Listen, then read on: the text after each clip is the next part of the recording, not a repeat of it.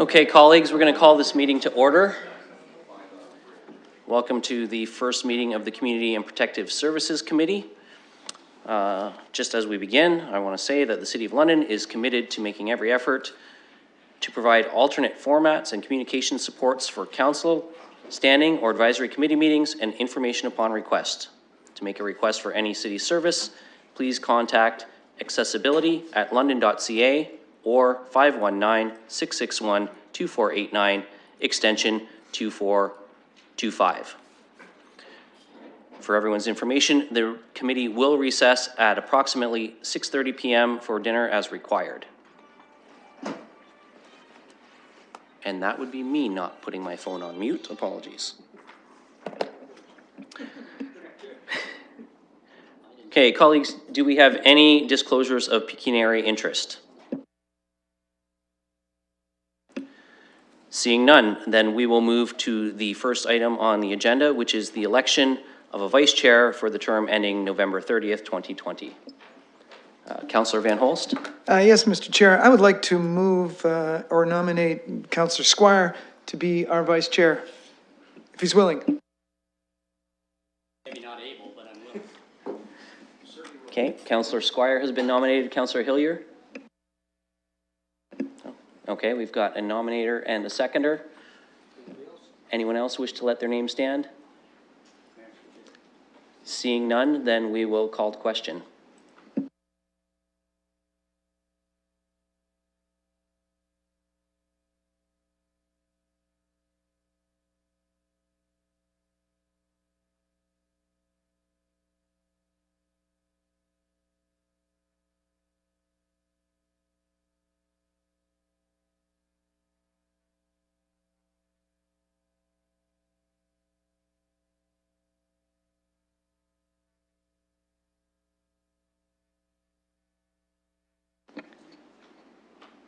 Closing the vote, the motion carries 5-0.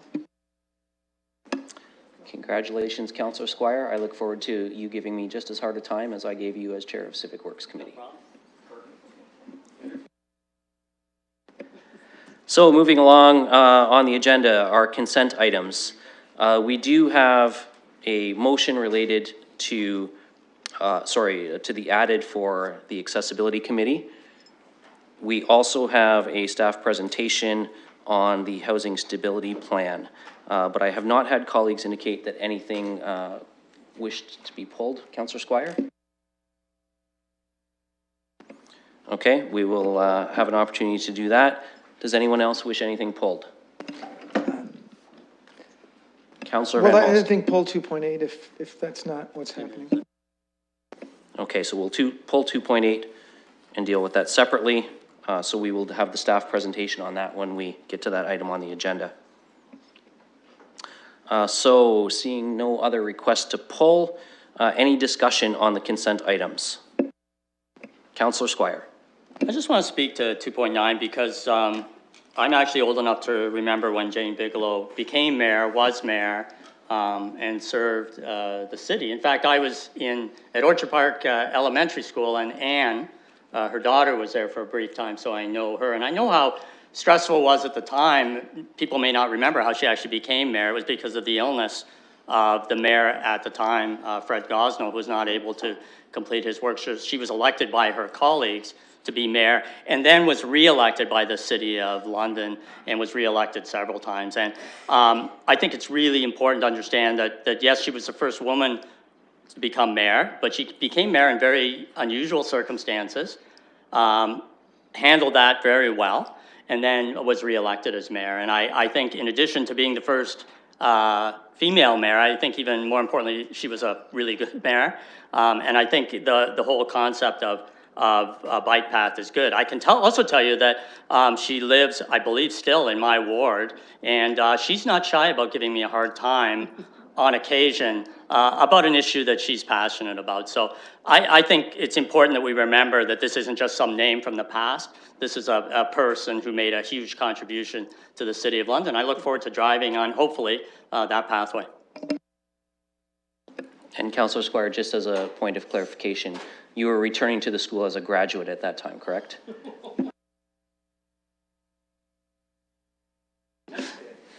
Councillor Morgan. Yeah, I'm glad Councillor Squire spoke first because I think he provided some great context for this naming. And I know Anne, who I've known for many years, and David asked me to support them through this process, probably because Jane was busy giving Councillor Squire a hard time on matters in his ward. So an outside ward councillor perhaps was a good situation.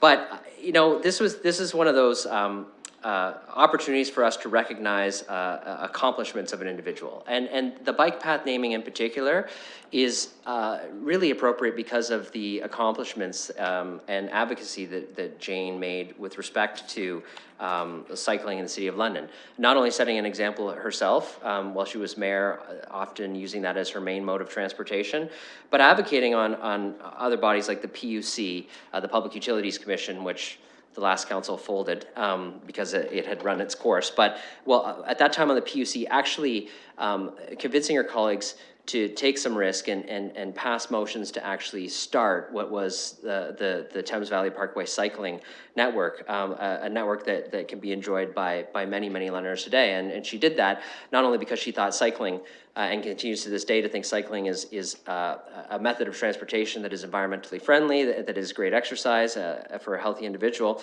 but also an opportunity for us to experience what are some natural treasures in the City of London.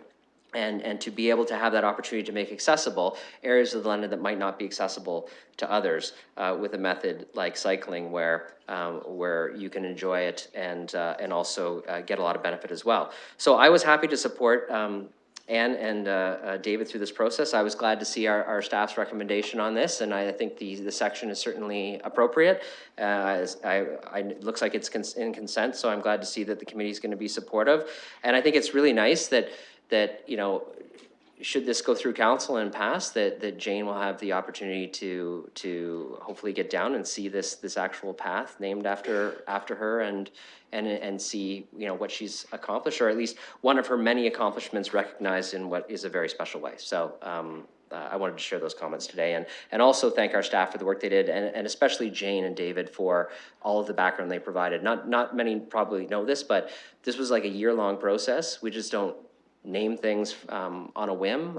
There was a lot of work that went into this, a lot of research, a lot of thought, and that includes everyone involved. So thank you to those who did a lot of the work. Thank you, Councillor Morgan. Mayor Holder.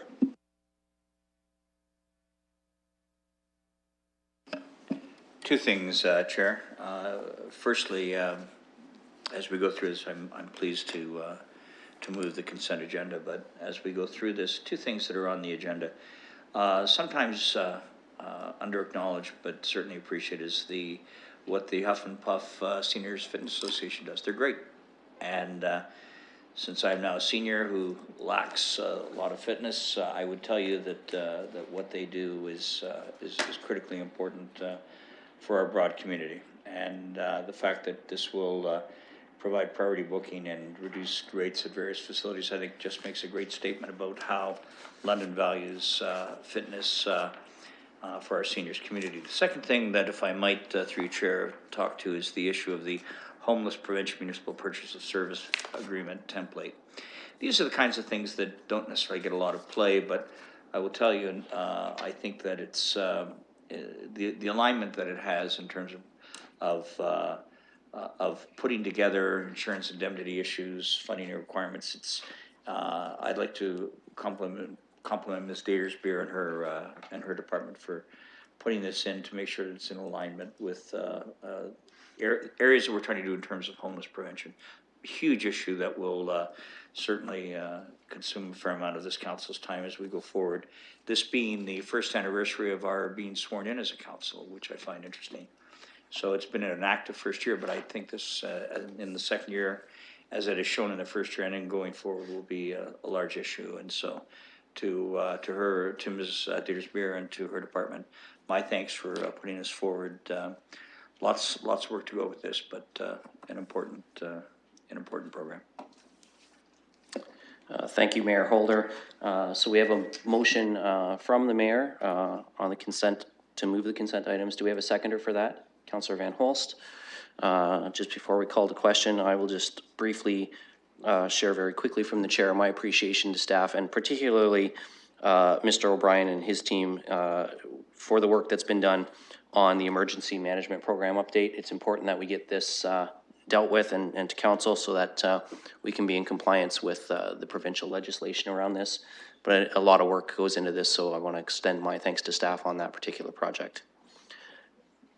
Seeing no others, we will call the question on the consent items, accepting 2.8.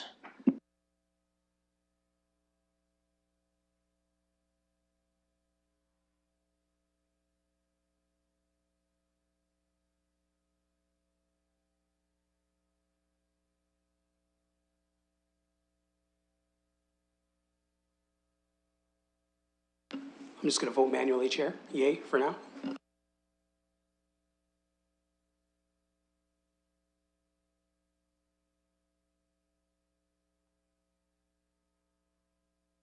Closing the vote, the motion carries 6-0. Thank you, colleagues, and we will now move to 2.8, the approval of the Housing Stability Plan. And before we get into discussions ourselves, you ready to go? So we'll ask staff for a brief presentation on this item. Thank you, Mr. Chair. My colleagues, Mr. Purdy and Mr. Cooper, will make a very short presentation on the report. We're happy to be able to bring this forward to you, and I will let them walk you through it, and we're happy to take questions afterwards as well. Thank you. Mr. Cooper. Thank you, and through the chair, good afternoon, everyone. Just going to see if I get my technology skills. There we go, got that working. So thanks, everyone, and for allowing us to come up today to speak to the Housing Stability Action Plan. Myself and Dave Purdy, the manager of Housing Services Division, as well as our Housing Stability Action Plan group, implementation group, has done a lot of work on this plan, and we're happy to come today to speak to it. So we're going to talk a little bit about what is happening, and the Housing Stability Plan as a whole is an update to on our regulatory requirements under the Housing Services Act, and really a focus on a housing stability for all. And as you can see here, the housing stability is the core of our plan, along with 4 sort of focus areas around responding to the homelessness crisis, creating more housing stock, transforming the service system, and providing housing with supports. So what do we know? So as we know, London's population is changing. Our emergency beds are operating at capacity. People are staying in shelter for longer periods of time. Our community is experiencing challenge with increasing homelessness population, both in unsheltered as well as people that are hidden homeless. Our demand for subsidized housing has grown over 70% in the last 2 years, with very extremely low rental vacancy rates.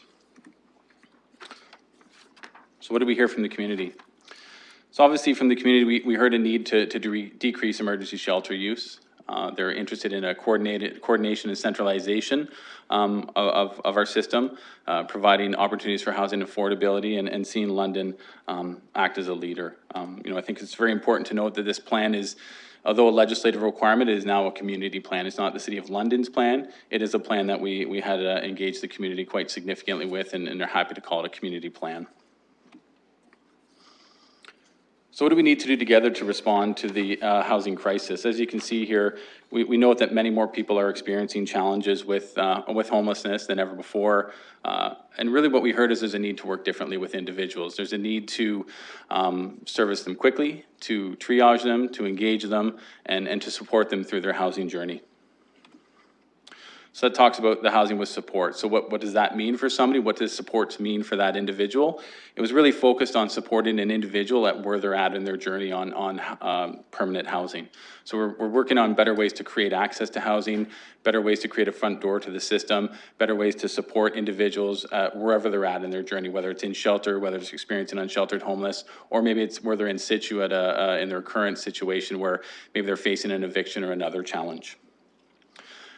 We do note that people needed housing and are stuck in the market, right? So there's few options for getting people help and few options for moving people through the system. And so part of that is a focus on shifting how we do things, how we're engaging people, and how we focus on not only just housing people, but allowing people to stay housed. So I'll turn it over to Mr. Purdy. Thanks, Greg. So it's no surprise that the need for a need for a more affordable housing stock has been identified, and how we're going to be able to accomplish that are through the working with the private rental market, accessing available lands, implementation of municipal affordable housing toolkits, supporting LMCH regeneration activities, and supportive housing solutions. We also understand the importance to transform the system. We need to establish standards of practice. We need to align our existing priority lists and services. Decisions to be informed by local data, and establish a cross-functional team to oversight the monitoring local changes in the housing market, regular updates and reporting to the committee and council and community. So what are some of the enablers of this plan are going to be required? We started off with knowing that civic administration is going to play a very key leadership role in this plan. We're going to, civic administration will have to continue to focus on achieving the plan's objectives. We'll need partnership with the community. We need to leverage all service and sector partnerships, which includes creating new ones if those don't exist currently. This also requires investment. This relates to repositioning existing discretionary funding if needed, alignment to multi-year submissions, and leveraging through partnership opportunities. We also thought it was important to demonstrate how our housing stability action plan aligns with current existing plans.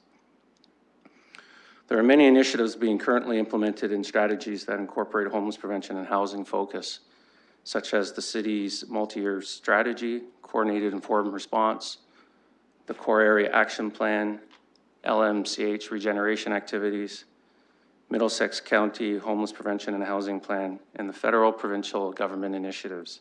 And this plan continues to build on the momentum of those. How will this plan be implemented? As I mentioned earlier, this will require civic leadership to drive the implementation. We'll be developing an overall implementation work group and a work plan with community stakeholders. We need to develop priorities, timelines, being short-term, mid-term, long-term objectives, and specific actions associated with those. We need to provide progress updates and report communication achievements to date. The strategies, actions, and metrics have been established to support the plan's objectives. However, these are subjects to change as the plan will be developed or has been developed with a broad focus to respond to emerging changes and challenges. And in closing, I would like to just highlight some key focuses of our Housing Stability Action Plan. This resembles one plan of a collaboration between homeless prevention and housing services. So that's new and unique for us, and we're very excited about that. This is a single point of access for people who need support towards their housing needs. We're a system that focuses on redeveloping a housing priority system that currently exists, a system that includes assessment for people's needs, and a system that provides meaningful support to those receiving and waiting for housing to improve their housing stability. And with that, we welcome any further conversation and questions. Thank you very much. Thank you, Mr. Cooper and Mr. Purdy, for that. Committee, do we have any discussion or questions? Councillor Squire. Thank you, Mr. Chair, and through you, thank you very much for this.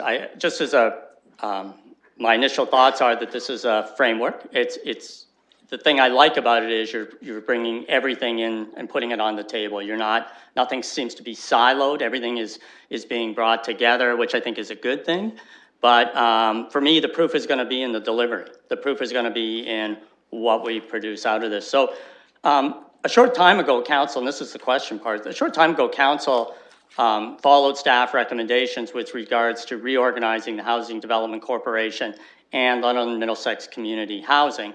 And what I'm seeing in here with regard to those two items is really what I've heard before. We need to regenerate London Middlesex Community Housing.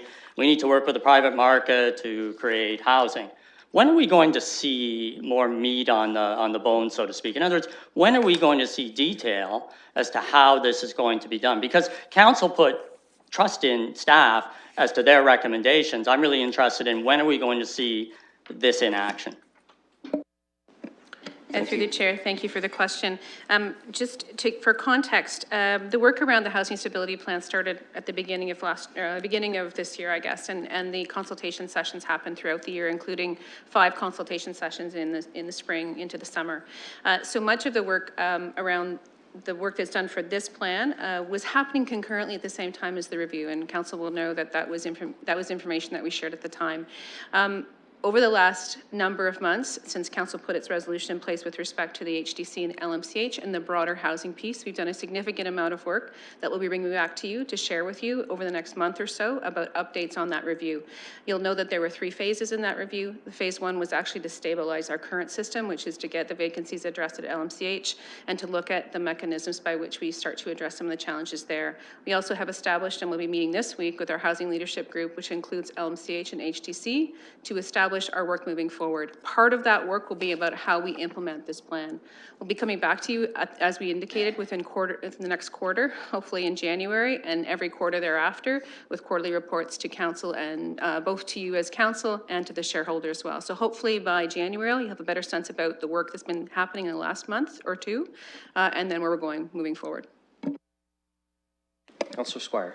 So I just want to say I really appreciate that answer. What you did, you basically said, here's what we're doing and here's when it's going to be done. I couldn't ask for anything more, and I think that's important, and I thank you for that. One of the reasons I'm back here is because of housing, and I think we're moving in the right direction. I think this report does what it should do, which is provide a framework, not provide all the specifics about how it's going to be done, so thank you. Any further questions for staff on this? Councillor Van Holst. Thank you very much. I had a few thoughts on this issue because it's so important.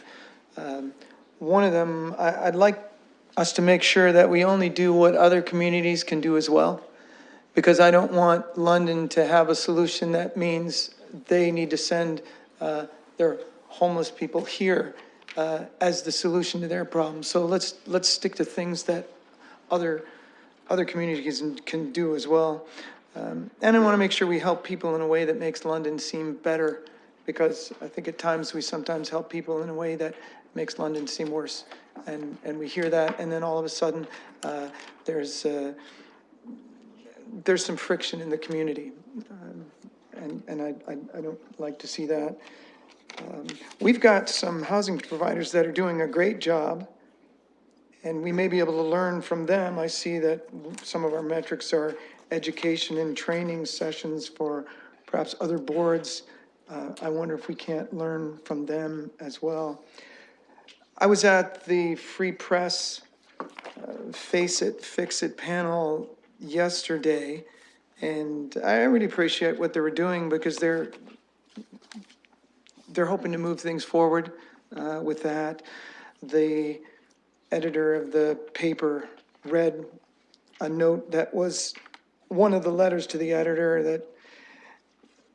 that said, is anyone else getting tired of this series, that they had printed up? And it said, just let's get on with some viable solutions and implement them. And so I hope that we can quickly come up with some viable solutions. And I think I would like to suggest something that we might be able to move forward today along with this. Depends on what my committee members think. But I know that in looking at what other communities are doing, one of the things that seemed like a compelling idea would be a Conestoga hut commune. And if you don't know what a Conestoga hut is, it's about a quarter of the price of a tiny home. And it looks like a little covered wagon. And it has a door that can lock and windows in it, a little porch. They're easy to make, but they give people a house. And if we had a place to make such a place, put these, I think we could put unit numbers on those, and then people would have a fixed address. And that's an important thing, I know, for people to be able to get identification. So one of the other, and I'm suggesting this because one of the other things that was mentioned at the panel was that we need a continuum of housing. And what we seem to be looking at right now is a very, a system that lacks the continuum. So someone's sleeping in the rough, or at a shelter, or in the doorway of a business, and then the next step is their own apartment. And I think we can have some things in between that. And so that would be an appropriate one. There's some things done in Toronto. They are using some very large tents that can be used for many things, but certainly quite a bit bigger than this room. They can house about 150 people. They have washroom facilities in them. I think we could start with something like that and use that as a workshop to where the Conestoga huts were built, and get people involved in creating their own housing. And I think that would be a positive thing too, if it was linked to a little agricultural project, which is why I suggested the name, the Conestoga Hut Commune. If we've got some gardening and urban agriculture happening, that gives people an opportunity to engage themselves in something that will help feed them. What we're gonna need for something like this, however, is a place, and it may not be this idea that we move forward with, but nevertheless, I think we're gonna need some space for a project like this. And what I'd like to see us do is have staff look for some properties where we could do something like that and report back to us. So I discussed this a little bit with the chair, and in my mind, something that had maybe 25 acres would be good for this. It doesn't have to be that big. It doesn't necessarily have to be connected to an agricultural piece, but I think I would like to have Councillor us Van start Holst, looking for sorry, something. I just want to let you know you're at your 5 minutes, so if Okay. you need a little more time to wrap up, or did you want to let others ask first and then I can come back to you? Okay, I think I've finished rambling, if that's how it sounded, Mr. Chair. However, I'm at the point where I would put something on the floor, but nevertheless, you've seen a motion. My colleagues may have seen it by email, but why don't we allow some others to have some discussion as well? Thank you. Okay, thank you. And if you do want to put a motion on the floor, I will certainly come back to you on that. Colleagues, are there any other questions on the housing stability plan? Okay, seeing none, I'm just going to, if Councillor Squire wants to switch chairs, we can. I just have 3 quick questions for staff. So I'll let you take the chair here for a minute. No, you can stay, Mr. Chair, I don't. Mr. Chair, questions? Thank you, Mr. Presiding Officer. Through you to staff, I've 3 questions, and they're specific to metrics in the plan here. The first is around 2.1B, which specifically references surplus lands.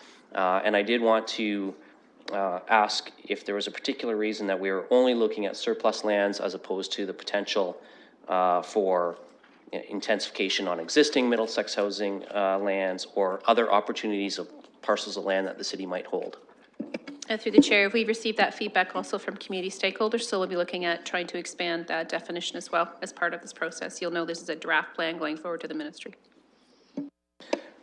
Thank you for that. On this, the second question I have is on 2.1D, and this is referring to development charges and growth paying for growth. I do know, because I was the seconder for the motion that Councillor Morgan brought forward last spring, that there was direction given to staff for years coming forward that a business case be brought forward during the assessment growth allocation. So will this tie into that direction from staff in the budgetary process? We believe, through the chair, that to be the case through Ms. Barbone's office. Thank you. And just final, this might be more of a comment than a question. 4.1B is specifically where I noted it with the working group. But I'm always a little concerned when the metrics that we're embedding in plans speak to, number of meetings held. Because to me, it's about quality of those meetings, not quantity. So I just wanted to share that comment. Of course, if staff has any feedback on that, I'm all ears for it. But I'm always just concerned when we're looking just at meeting for the sake of meeting rather than meeting where we're actually getting something moving forward.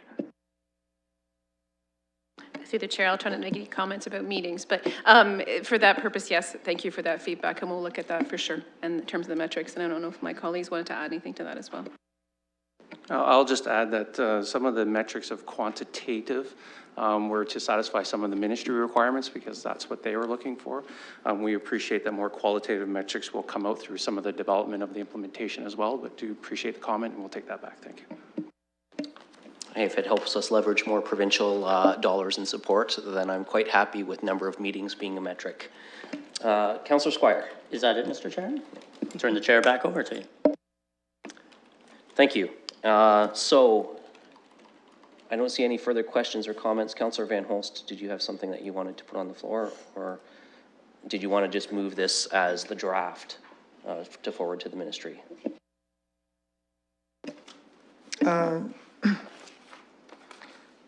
Thank you. Well, perhaps I can ask staff where we are on a request such as mine. So I'm looking to move forward and ask you to come back with some places where we can do a project. Are we in the process of doing such a thing now? Are we looking at places? I know we have land. We talked about surplus land. Are we investigating that for this kind of project? Through the chair, I'll ask Mr. Cooper to respond to that in terms of what we're looking for as it relates to our policies and our practices at this point.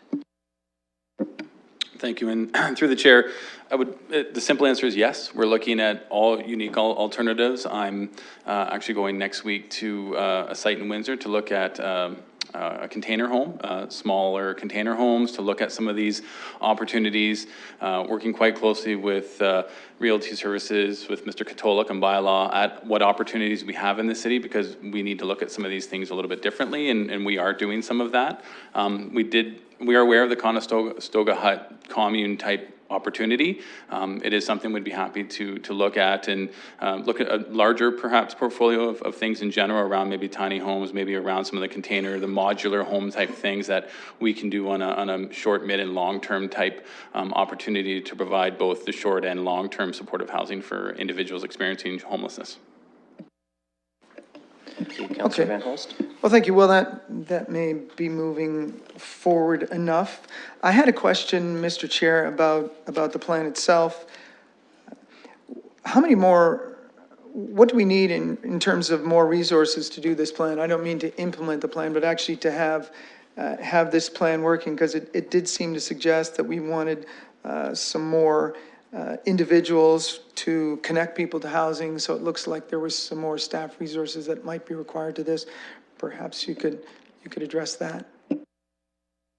Ms. Dater-Spear, did you want to take a shot at that? Certainly. I'll try not to ask too much about budget funding moving forward.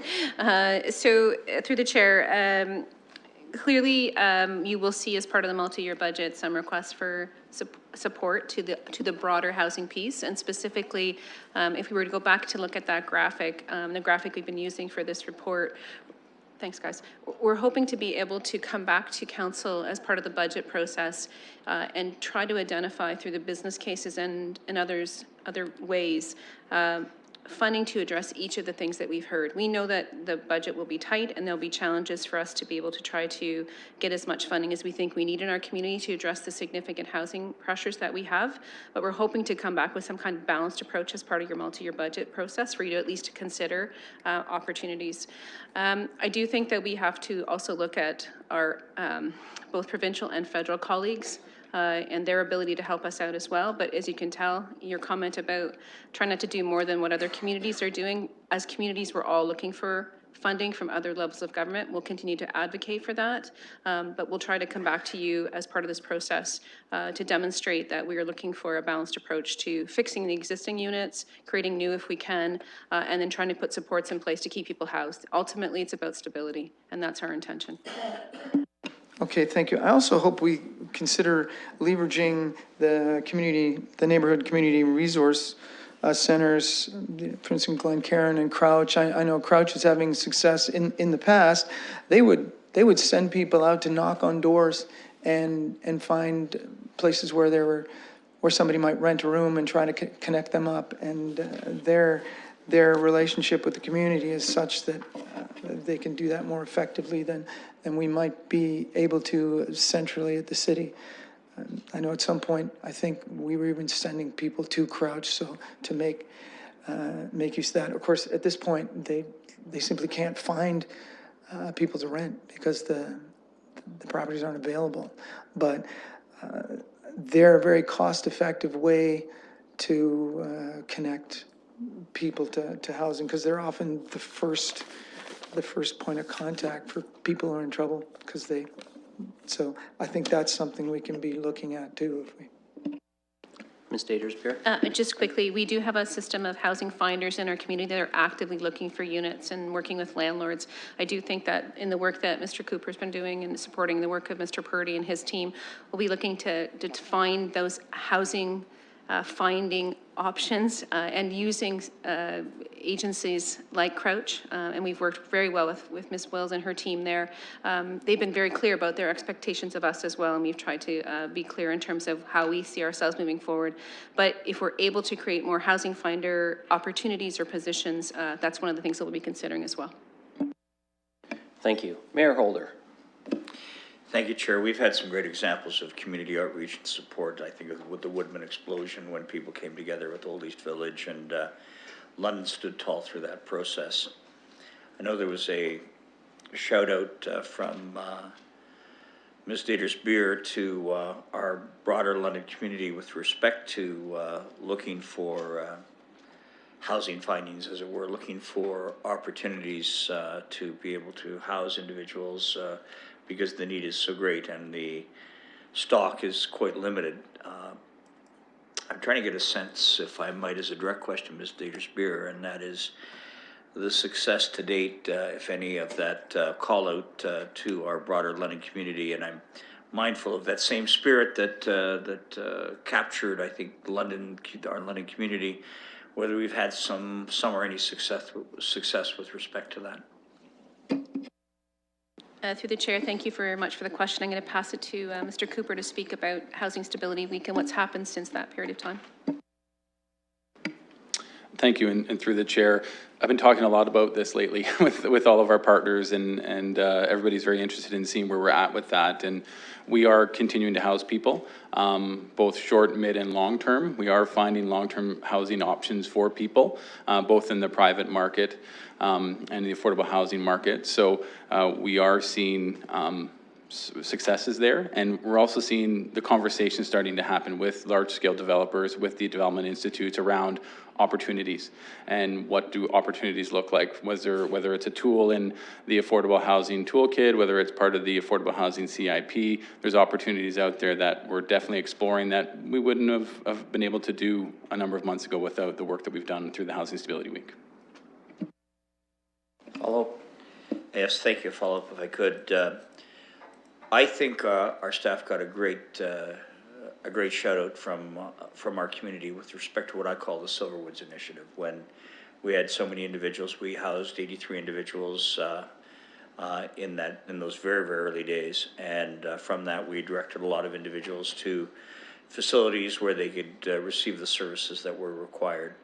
So it's my hope that we will continue with and perhaps through this London, the Housing Stability for All, that it becomes the basis for that framework to do more and more of that, because it's not enough to do all those right and good things, and I think we do incredible things, and kudos to staff for that.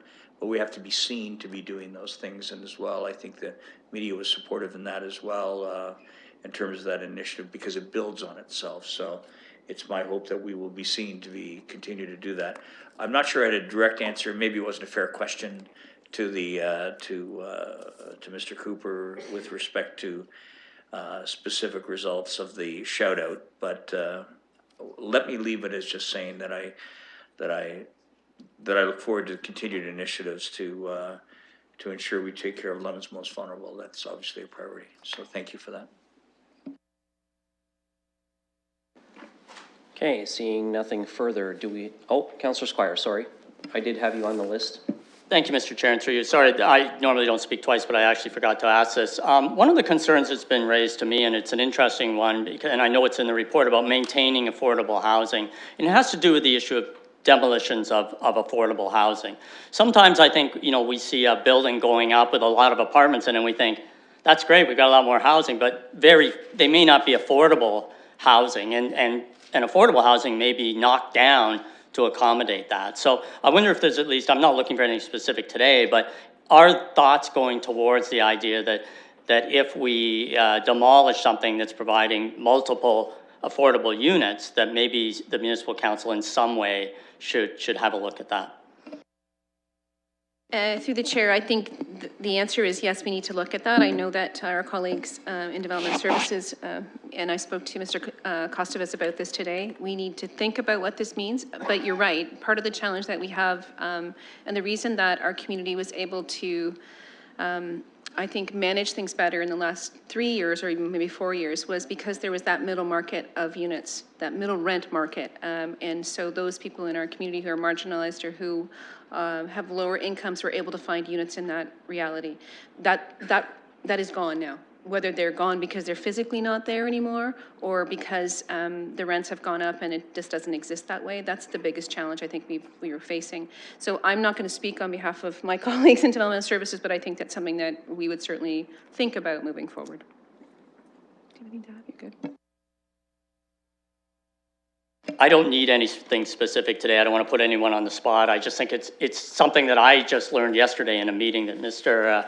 Katolik was at, and I think I said that I would mention it, and it was something I had not thought of before, that if we knock down affordable housing and there's no process for at least saying, hey, should we be doing this? What's the replacement? I think we might be missing an opportunity. So that's all I wanted to do. Thank you, Councillor Squire. Councillor Van Holst. Thank you. Just a last comment. One of the big things I got out of the meeting yesterday was that people didn't have an answer. There wasn't really an answer of a plan of what to do. So that's going to be something that we have to come up with together as a council and a staff. And I hope that we can come up with some agile things that can be implemented quickly, because the people out there deserve that. It's cold out, and we need to make a plan. In software development, there's two ways to go about things. You can design the whole thing ahead of time, kind of like the plan that we've got here. Of course, this is something that the higher levels of government are requesting from us. And then there's the idea of just building one thing that's needed and seeing how that works, and then just adding onto it. So I hope we can do some of those agile things as well and get people housed. Build on the work that the successes that we had from that week at Silverwoods. So thank you very much. Thank you. So do we have a mover for this? Mayor Holder, seconded by Councillor Van Holst. Called question.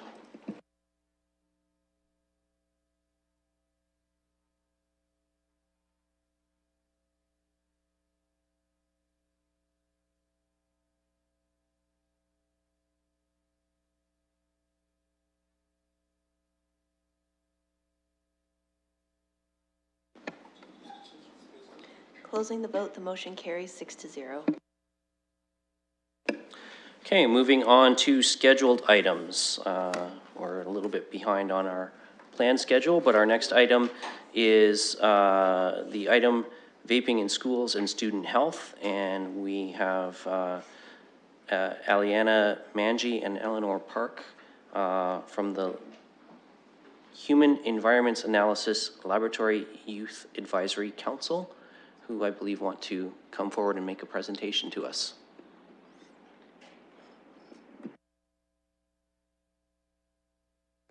Welcome.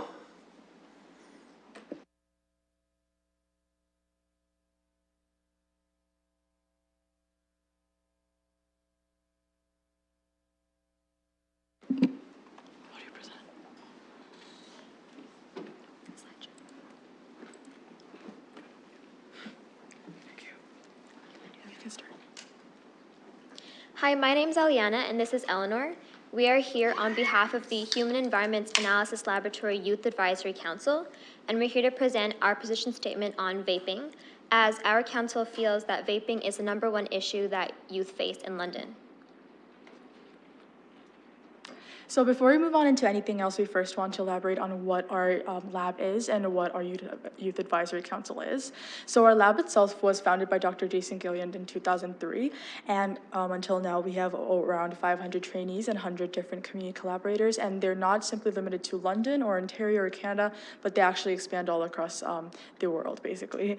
And the Youth Advisory Council was made out of our laboratory, and it was established actually just last year, so this is our 2nd year so far, and we have 16 students from all different secondary schools all across London who meet every other week, and we advise the Human Environmental Analysis Laboratory Lab, which we call HEAL Lab, and we also gain research experience.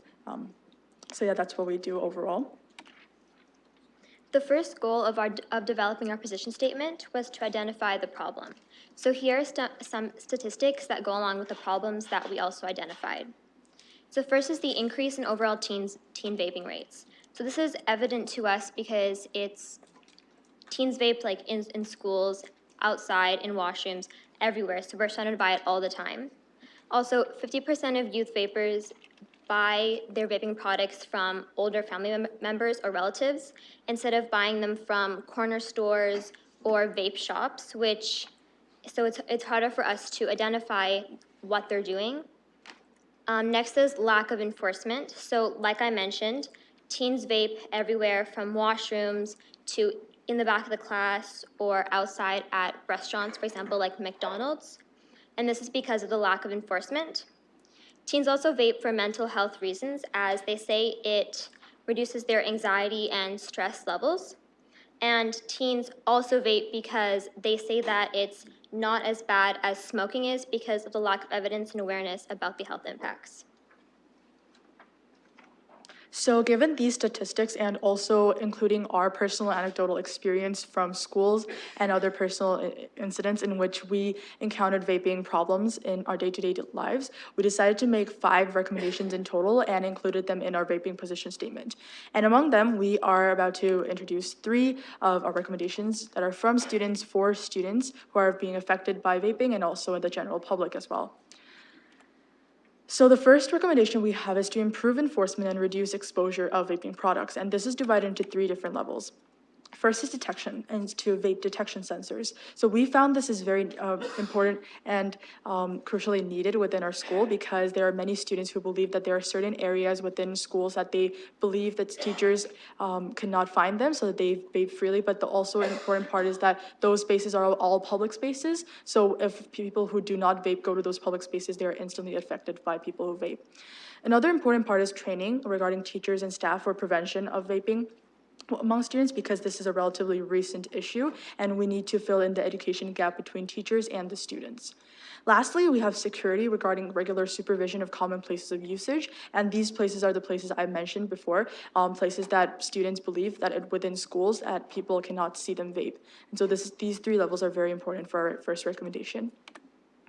Our second recommendation is regarding developing youth-oriented educational campaigns. So we are already aware of the fact that there are educational campaigns already made for students, but we want to make the government messaging more youth-oriented so that the students listening to those educational campaigns do not perceive it as just adults telling the students what to do, but more as through a youth lens. And so when we make that educational campaign, we want to disseminate it through channels and platforms that are easily accessed by youth and not through a platform that are not accessed by youth. Our last recommendation is regarding promoting mental health and coping strategies. So when we first identified the problem of why students were using vaping products, the main cause was because they wanted to alleviate their stress through another substance or a product. And so this is why we want to offer vaping cessation services to students, and we want to provide vape prevention strategies to school, and it all correlates with promoting mental health and coping strategies for the students so that we eliminate the cause of the problem from the fundamental level. So these are the 3 recommendations among our 5, and that is the reason why we want to put forward these recommendations is because we hope to collectively reach towards a tangible solution to this problem that we face on a day-to-day basis at our school. And thank you so much. Thank you, and I gotta say, wonderful job. We always ask our presenters to be under 5 minutes and clocked in 15 seconds early. So that's always appreciated. We're gonna ask you to stay there for just a minute and see if we have any questions or comments from committee. We'll start with Councillor Squire.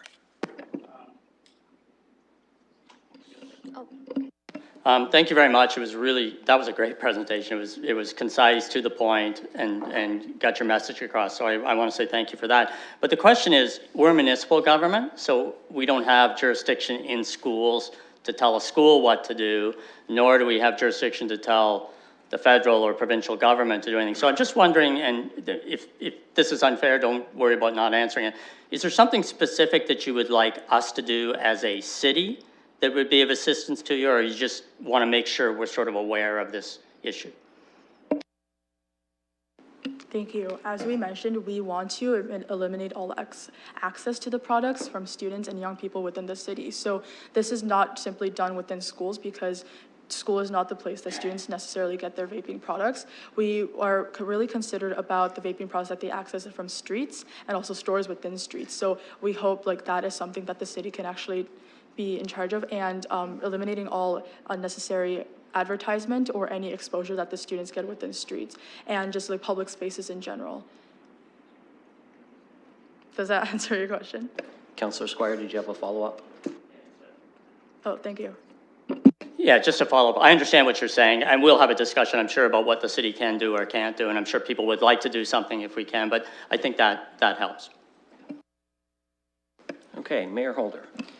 Thanks very much. First, I'd like to say bravo. I think the fact that you care as deeply as you do and you brought this issue forward for our education and understanding, I think it's exceptionally helpful. So thank you and your colleagues. Please pass that through for all the work that they've done. I'm not sure this might not be a question for Dr. Mackey, who I gather we'll hear from fairly soon, but that really comes into the municipal jurisdictions, and it would be interesting to note as a follow to Councillor Squire's question, and that is what other municipalities may have done to help support your messaging. And I'm mindful when you said that young people don't like government telling them what to do. As a father and grandfather, I'm starting to understand that no child likes to be told what to do, and that's probably not dissimilar when I was younger, but your messaging is important, and I would certainly echo Councillor Squire's comment that we would like to know what municipalities have done, and perhaps we can build on that as well to make this a stronger and safer community. So you're welcome to comment on that, but if not, please take our thanks back to your colleagues who have participated with you in this project, and take our sincere thanks as well. Well done. Councillor Van Holst. Thank you very much. Could I ask our guests to back up to the slide with the recommendations on it? That's it. And I was, it talks about improving enforcement. Just through you, Mr. Chair, to our staff, are there any places where our bylaw enforcement intersects this issue?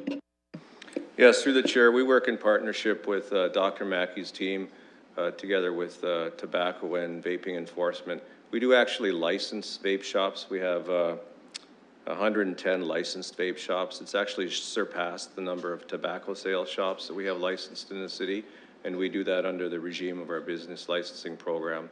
But in terms of enforcement, distance from doors, all those things, that's done by our public health unit. Okay, thank you. Did you have a follow-up? Yeah, if I may, and a question to our guests, looking through the components of vape, there can be any number of things in there. Does it always include things like propylene glycol? And the reason I'll ask you this is, I've done vaping before, but it was, when I had a cold and my wife said, get the steaming bowl of water, and I put the towel over my head, and we're just trying to get warm water. So it seems that there might be some positive use for this. However, there seems to be some things going into it that have some. I'm getting the visual on that, Yeah. Councillor. Yeah, I'll send you a photo next time, a selfie. Yeah. I hope there is no next time, but it's there. It does happen. I'm sorry for that digression. So can you comment? Are there some specific things that are causing the problem? Specific components, specific brands, those kinds of things. Have those been identified by your organization? As of now, no. But I know like the media, like what we see in the media, like they have been doing research on like specific things that are in vape products, but right now we don't really have an answer to that. I guess like the biggest thing is that it's not like just water vapor, right? It's like there's nicotine or like cannabis that's being put in the vapes. So that would be the issue right now, yeah. And actually leading on to that, the substance in the vaping product is a major issue, like regarding nicotine within vaping products, but also leading on to that, another crucial problem that a lot of young people in the city are facing is that the reassurance by non-credible sources in the media and social media that the vaping products do not really necessarily have nicotine in them, and that is also the main cause of the prevalence of vaping within young people in the city. Okay, thank you. And Ms. Manji, Ms. Park, thank you very much for that presentation. You're of course welcome to stay and listen to our next presenter who's going to speak to us about this topic too, and that would be Dr. Chris Mackey from the Middlesex London Health Unit. Dr. Mackey, would you like to join us, please?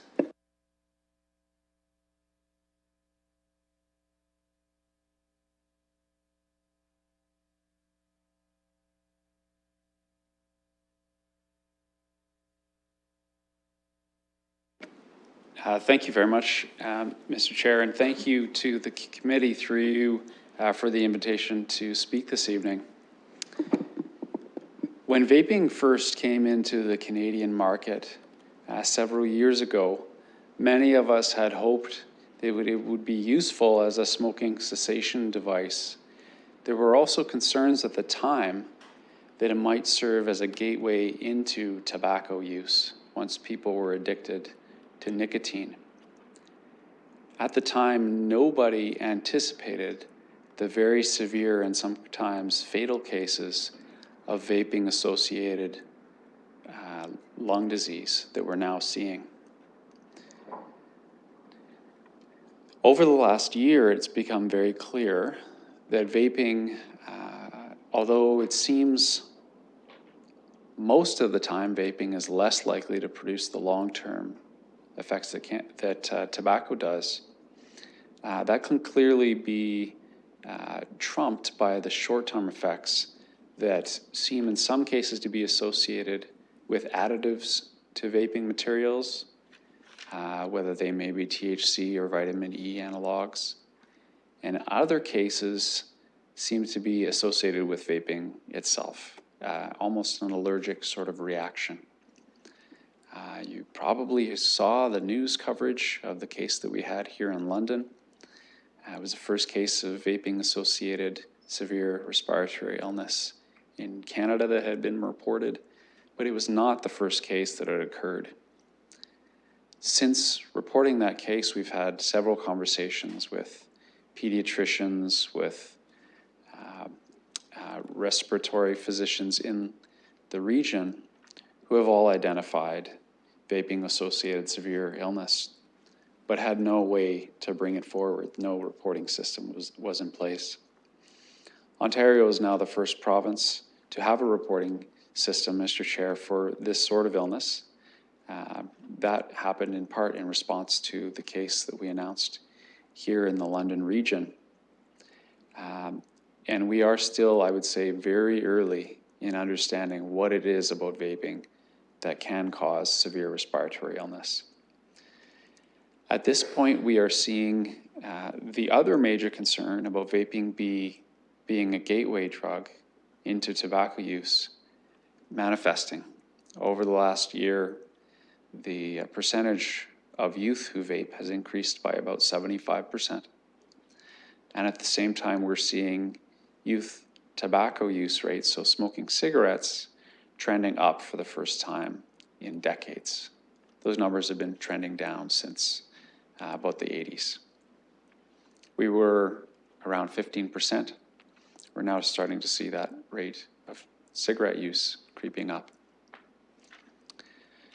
So this has become an issue that has captured the attention of communities and of public health authorities across North America. We have a set of interventions from a policy perspective that are very effective. Although the work on vaping is fairly new, the phenomenon really closely matches the tobacco epidemic. And also the players are many of the same players in terms of large tobacco companies who now have either purchased vaping companies or own those companies. One of the really, there are a few tactics that have been very concerning. Tobacco companies are now forcing corner stores to carry vape products. They say, if you're going to carry our tobacco products, you must, by contractual obligation, also carry our vaping products, and until recently, advertise those in the corner stores. When the legislation was changed in Ontario recently to allow advertising of vaping products and distribution in convenience stores, the industry had been anticipating this for many months and actually had stockpiled vaping materials at the border, had pre-planned their advertising campaigns, and knew that their advertising campaigns might have a very short window, so they really blitzed some of the markets. I don't know if you had a chance to go through downtown Toronto maybe 3 or 6 months ago, but you couldn't turn around without seeing multiple vaping ads on billboards, bus shelters, all over. So what's really happening now is we're getting a whole new generation of youth who don't have the tobacco epidemic in the back of their minds, maybe haven't had a parent or a relative die of lung cancer. That peaked in the 80s and 90s.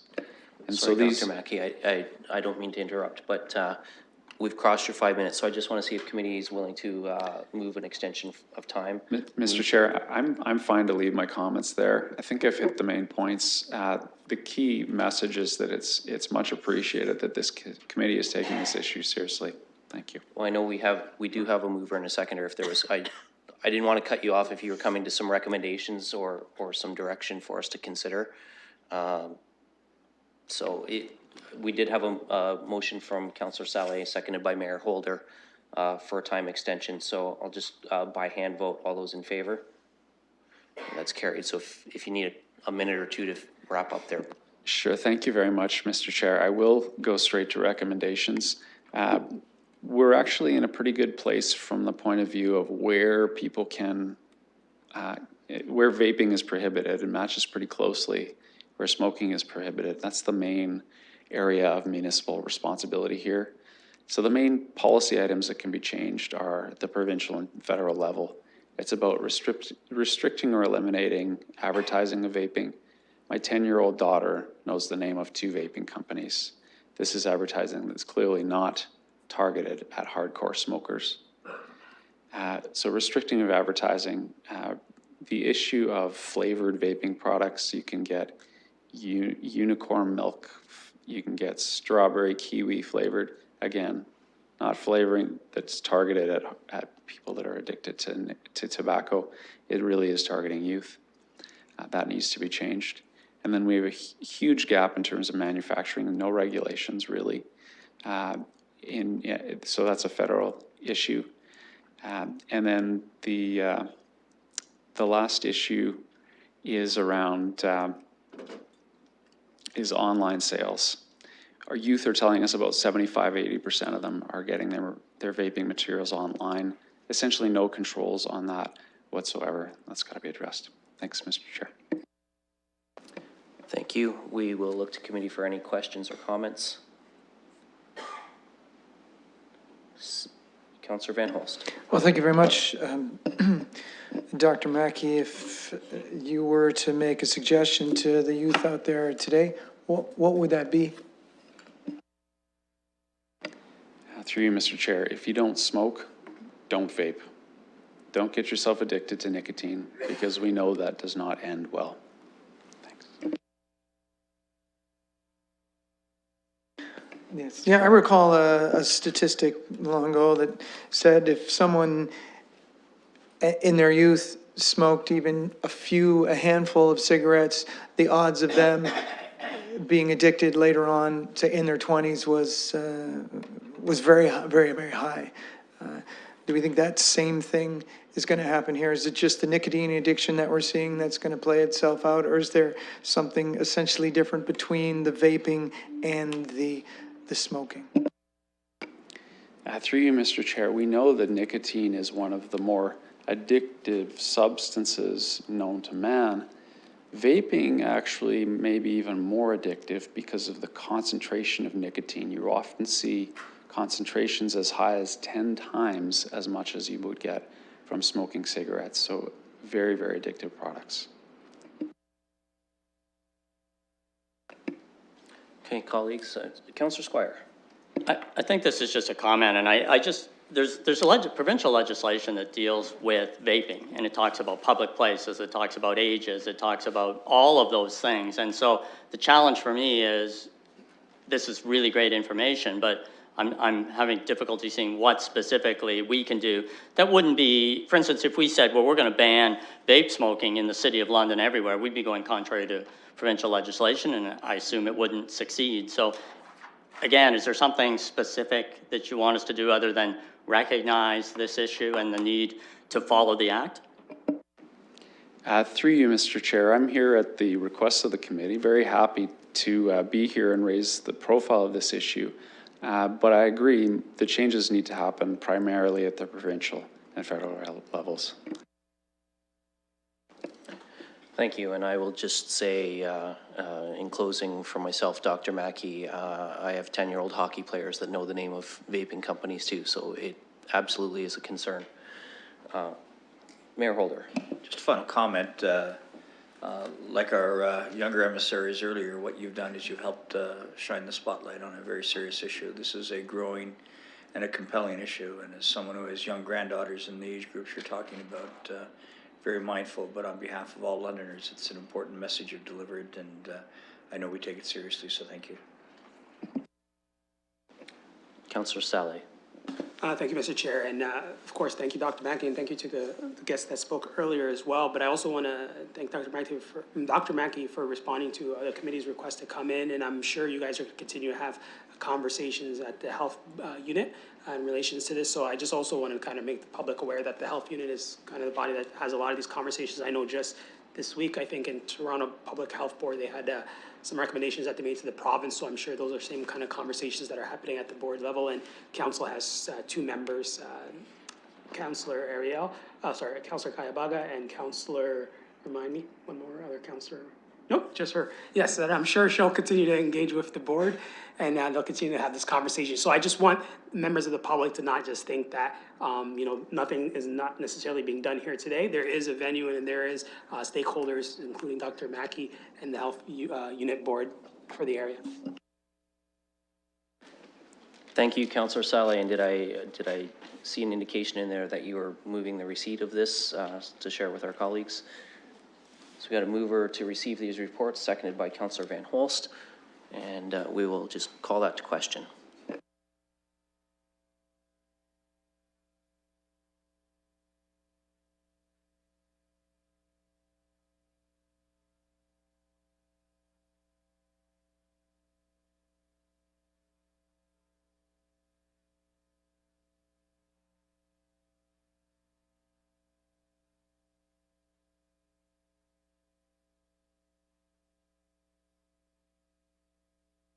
I'll vote again manually, Chair. Yay.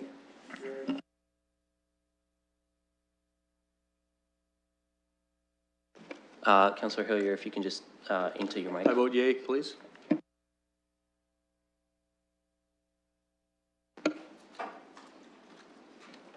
Closing the vote, the motion carries 6-0. Thank you, colleagues. Moving on, the next item on our agenda is the public participation meeting for tow truck operator license, business license bylaw L131-16. We will, before we open the PPM, we have a brief staff report. So I'll ask staff to present that to us now.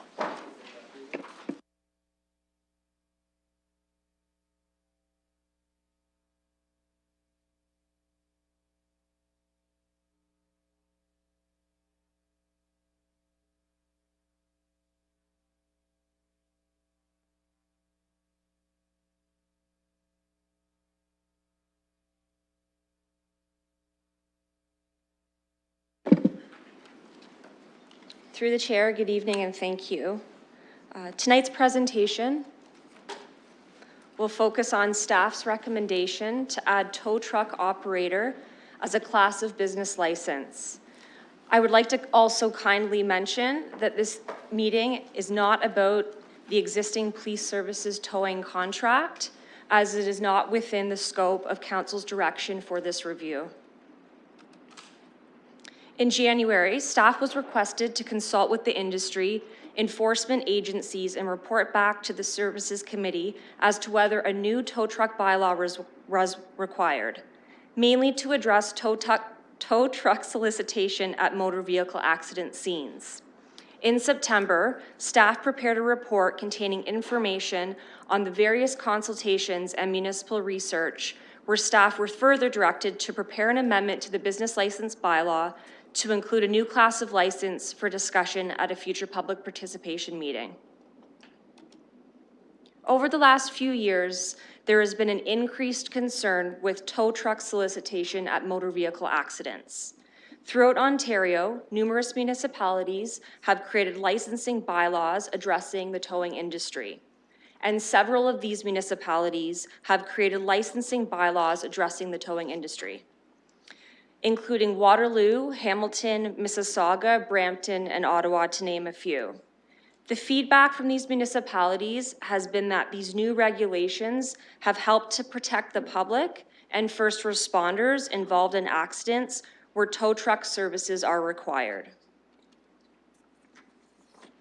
It's important to note that the existing Highway Traffic Act currently includes regulations that prohibit from making or conveying an offer of service of a tow truck while that person is within 200 meters of either the scene of an accident or apparent accident, a vehicle involved in an accident. However, this is only applicable to the 400 series highways and not local roads. Over the last 6 months, staff have thoroughly consulted with several enforcement agencies, insurance companies, and the local tow industry. London Police Services recognizes that towing solicitation at accident scenes has become a growing concern. The London Middlesex EMS has witnessed aggressive behavior at scenes of accidents, which places unnecessary stress on the driver and the passengers. Discussions with OPP have confirmed that this is also an issue on the 400 series highways. The Canadian Automobile Association would ideally like to see the province set industry standards targeting tow truck anti-solicitation matters. Staff have also received an assortment of feedback from the local tow industry. There was varied feedback as to whether a bylaw would help these solicitation issues. Some of the industry comments suggested that the city should actually implement a more structured regulations on chasing the use of scanners and the quality of trucks. Many comments were also made about the London Police Services contract. However, as mentioned previously, this is not within the scope of council's direction at this time. Staff are proposing amendments again to the business license bylaw, which include a few main components. The first is a new definition for tow truck operator, meaning the operator or driver of a tow truck. The second are new municipal licensing requirements for the tow truck operator. New applications and renewal applications for a tow truck operator license would include a completed application form, a valid license issued by the province of Ontario, which is in good standing, a police record check dated no later than 60 days prior to the application, a Ministry of Transportation driver's abstract dated no later than 60 days prior to the application, and a license fee of $130, which would also require a $130 yearly renewal fee. The last component of the bylaw are prohibitions to address anti-solicitation or chasing concerns. That no tow truck operator shall solicit or make or convey an offer of services of a tow truck within 200 meters of the scene of a motor vehicle accident or apparent accident, or a vehicle involved in an accident on a highway unless requested by the customer. Based on industry consultation and discussions with first responders, staff is of the opinion that an amendment to the business license bylaw to introduce tow truck operator as a class of business license would address towing solicitation at accident scenes. This bylaw would be enforced by the municipal bylaw enforcement officers and the London Police Services. Ultimately, the main purpose of adding this class of business license is public safety. Thank you. Thank you. And colleagues, before we look to open PPM, we'll entertain any technical questions for staff on this. And start with Councillor Saleh and then Councillor Squire. Thank you, Mr. Chair. I had a question on the one slide where you talked about enforcing on the highway. Just for clarification, are we talking about the provincial highways, or are we talking about, just so we're clear, and do we have jurisdiction over those highways? Through the chair, covers all 400 series highways, so provincial highways as well. And if you could just give me just a clarification, so we have that authority on the provincial highways? Our bylaw officers? Sorry, Councillor, I think I can help you with this. There is a provincial regulation that addresses the 400 highways, but it's only enforced on the 400 highways. What staff are recommending is we implement that same restriction on local roads. Thank you for the clarification. And I had another question. If it's legal, maybe I'll consider going in camera for it. But so, for example, if we're introducing these new bylaws where individual might have a previous criminal record, and if they've already have a truck, they're already working for 10, 15 years, and now because of that check, they're no longer able to continue working. Is there a risk to the municipality, I guess, through the chair? Through the chair, the process would be very similar to other bylaws that we have schedules within our business licensing regime. For example, we ask for police record checks for the adult industry, which is a licensed category within the bylaw. And if the license manager, myself, refuses that application, there is always the legal right for appeal. Okay, Councillor Squire. I just want to see if I understand your position. You've said the contract that the City of London Police have is nothing you can do anything about. What I want to know about is if someone is on an accident scene and their car is damaged, I mean, someone might phone CAA, I would phone CAA.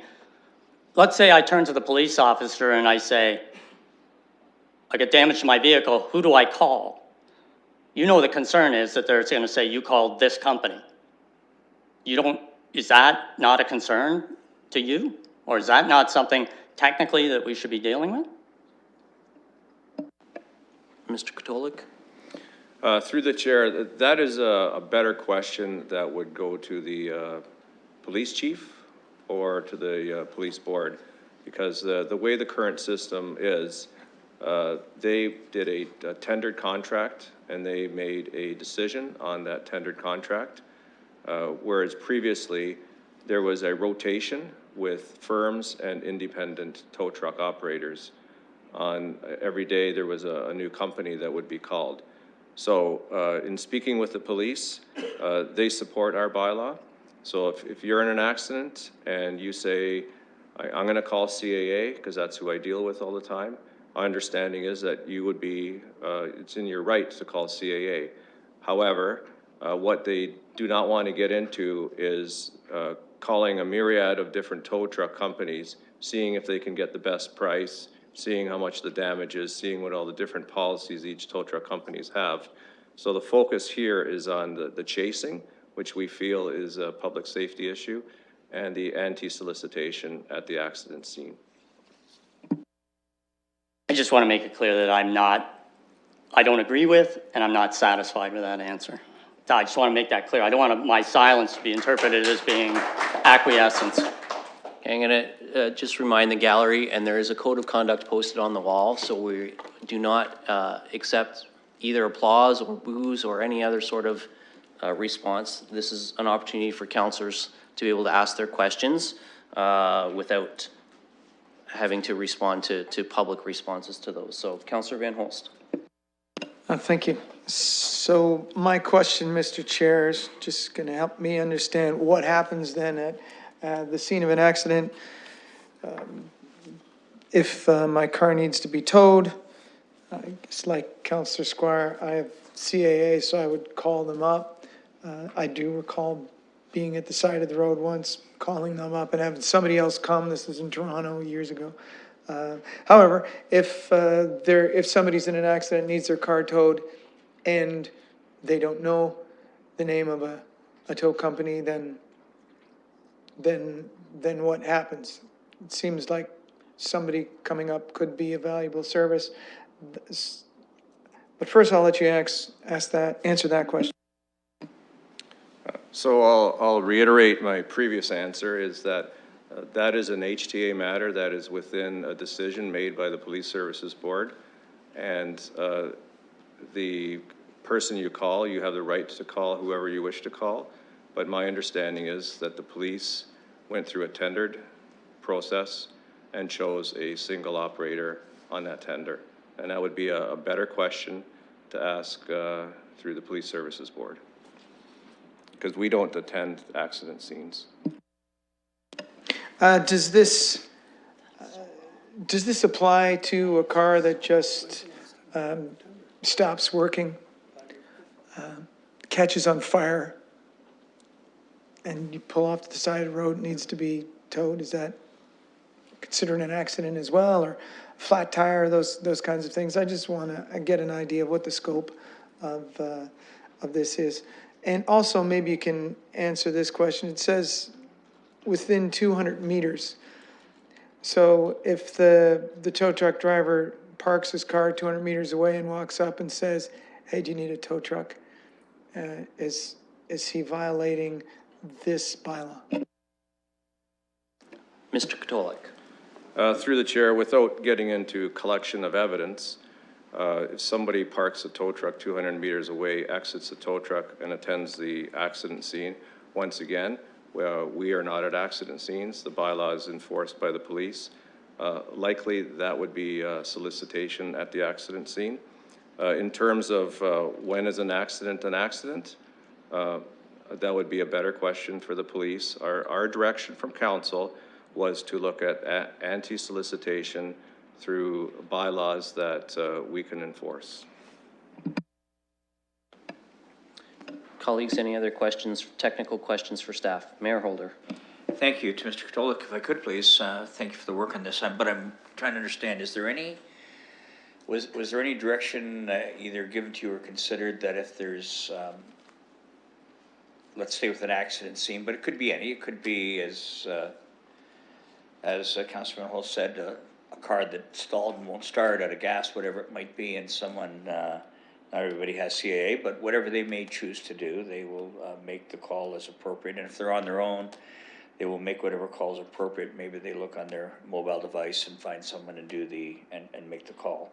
So I presume that isn't effective. But was there any consideration given that if a vehicle is London-based, that is to say it's a London individual, that there be any direction in this process that, that the place where those vehicles are taken would be in London, that is to say, a collision place, a compound, or whatever, that it have to remain in London, or was that addressed by your group? Mr. Katolik, would you like to respond to that? Through the chair, that was not addressed specifically because in 2015, the province approved the Fighting Fraud and Reducing Automobile Insurance Rates Act. And those types of issues was addressed in that provincial act. So we did not want to duplicate those regulations. Thank you, Mr. Katolik. Any further technical questions for staff? Okay, I'm going to ask just one question from the chair with regard to the draft bylaw that we have before us here. Mr. Katolik, in section 2 under the prohibitions, section 3, which is the sections 1 and 2 do not apply to a person who's at the scene of an accident at the direction of a police officer, firefighter, person engaged in highway maintenance, or person involved in the accident. If committee forwards this tonight and with a recommendation to council and council passes this, do we have a communications plan? Because one of the concerns that I've heard, particularly from folks in the towing industry, is that people call their own tow company, but the police have said, no, you're going with our contracted service. So is there a communications plan to work with the London Police to ensure that officers on the front lines are made aware that the individual involved in an accident does have the freedom to call an alternate towing provider, provided that the vehicle is not being impounded for police reasons? Through the chair, we've been working with the police since we had the initial direction from council back in February. So our communications staff would work with police communications to send that message out. Councillor Saleh. It's not a question, but it's a comment that might be helpful. When I guess the speakers list is exhausted, if you could turn to me, I'm not sure. Well, I don't see anyone else on the speakers list before we move to the PPM. So, Councillor, the floor is yours. Great, thank you. I just thought it might be helpful before we got into the PPM that I recognize that some of the conversations and because it was mentioned even around this horseshoe where a lot of people were bringing up the London Police Services Board contract with one particular service provider. I know these are conversations we've had in the past, and there's a long history as one of the members who sits on the Police Service Board. And I know I had recent conversations with Mr. Roger Caranci, and we've connected him with the London Police Board as administrator, as well as I heard from you as well, Mr. Chair. So I think there's an opportunity to have those conversations that will happen outside of this area, which would fall under the purview of the London Police Service Board. So I just want to assure the members of the public that that part is happening and those conversations are happening. So I appreciate Mr. Caranci reaching out, as well as the conversations I had with the chair.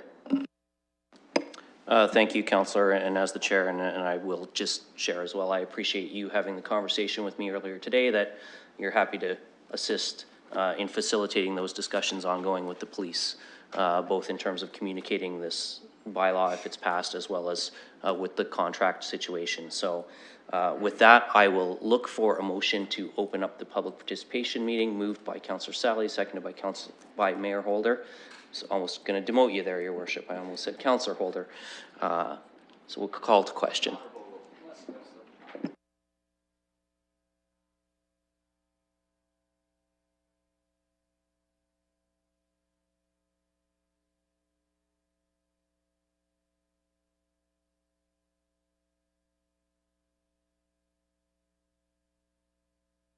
Councillor Van Holst.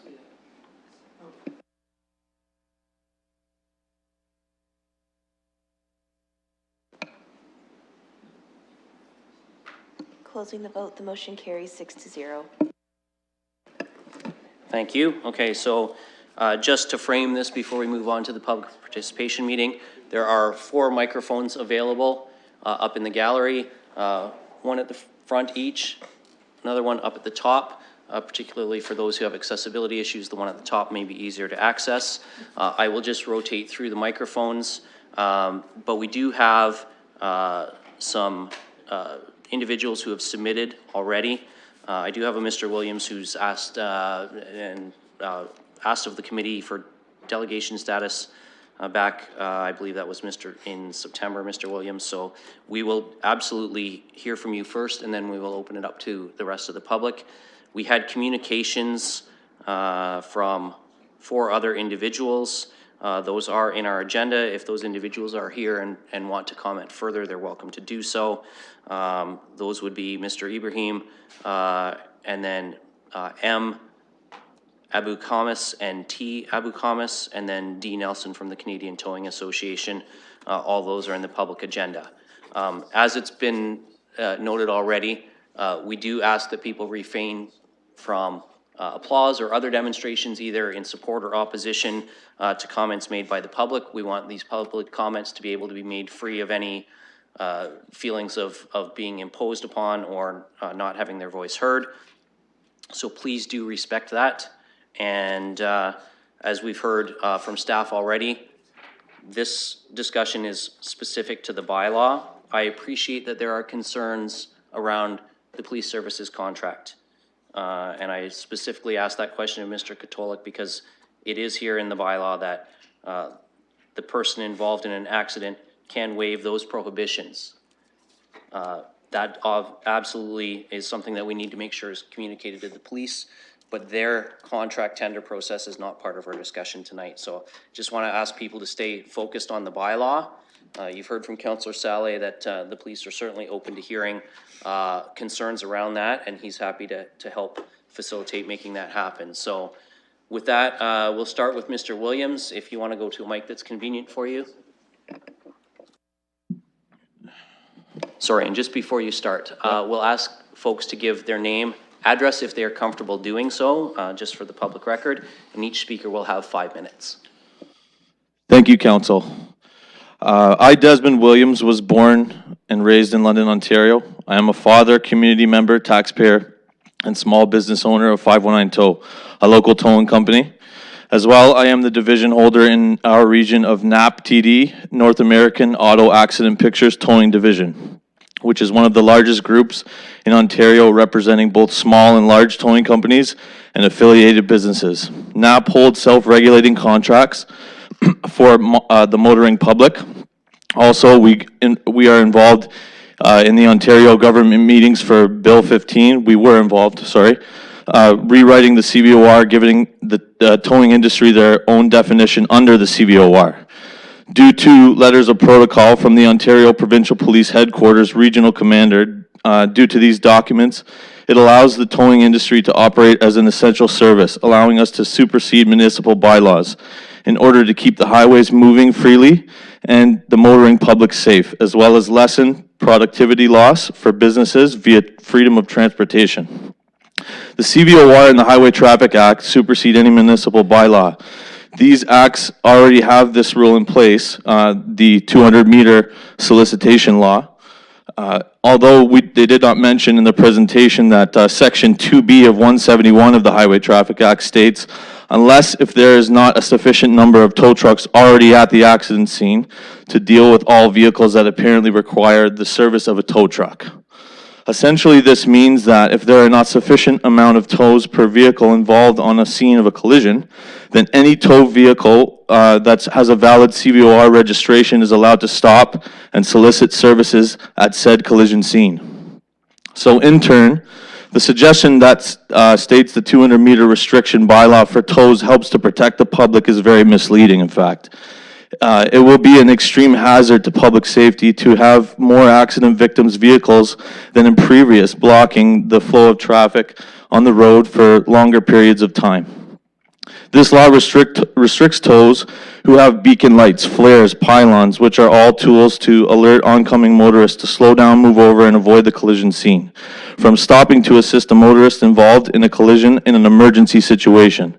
This further puts motorist safety at risk of being involved in an additional MVC, motor vehicle collision, or of the persons in the area experiencing personal injury, severe bodily harm, or possibly death.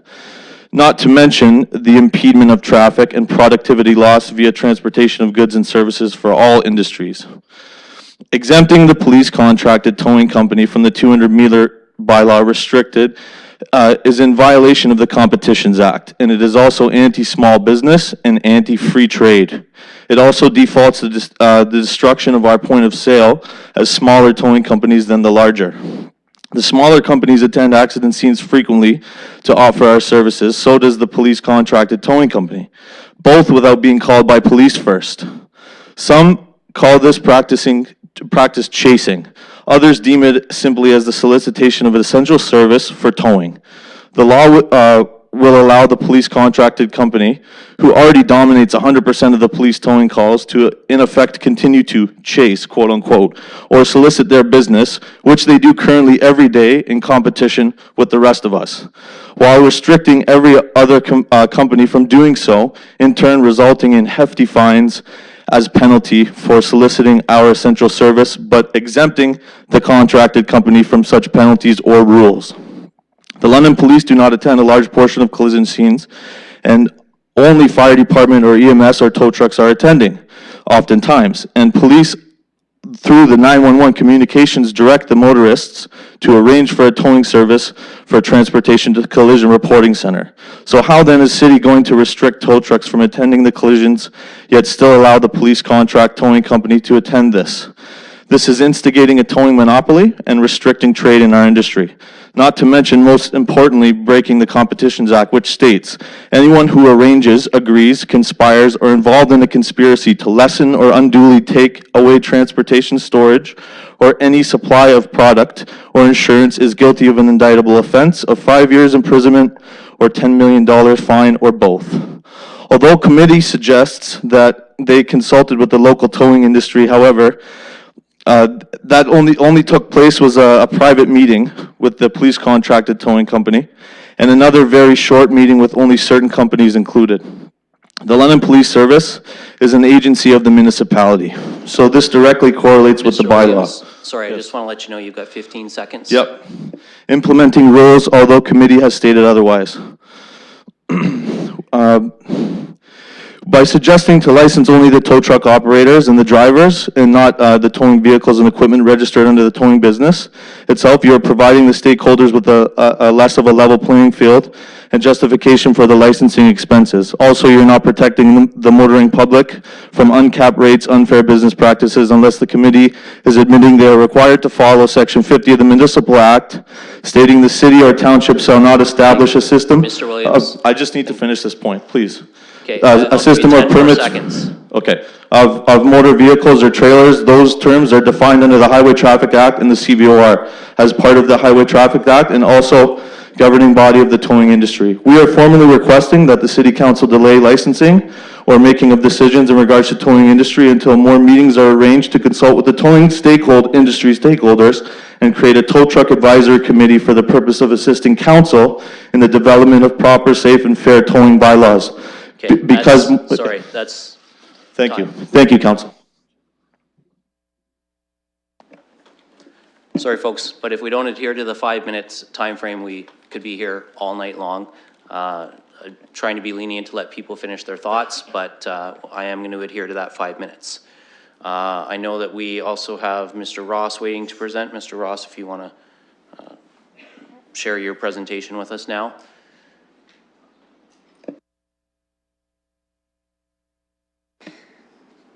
Good afternoon. My name is David Ross, and I'd like to address the mayor and the member of councils on a very important topic of incident management and consumer protection in regards to towing.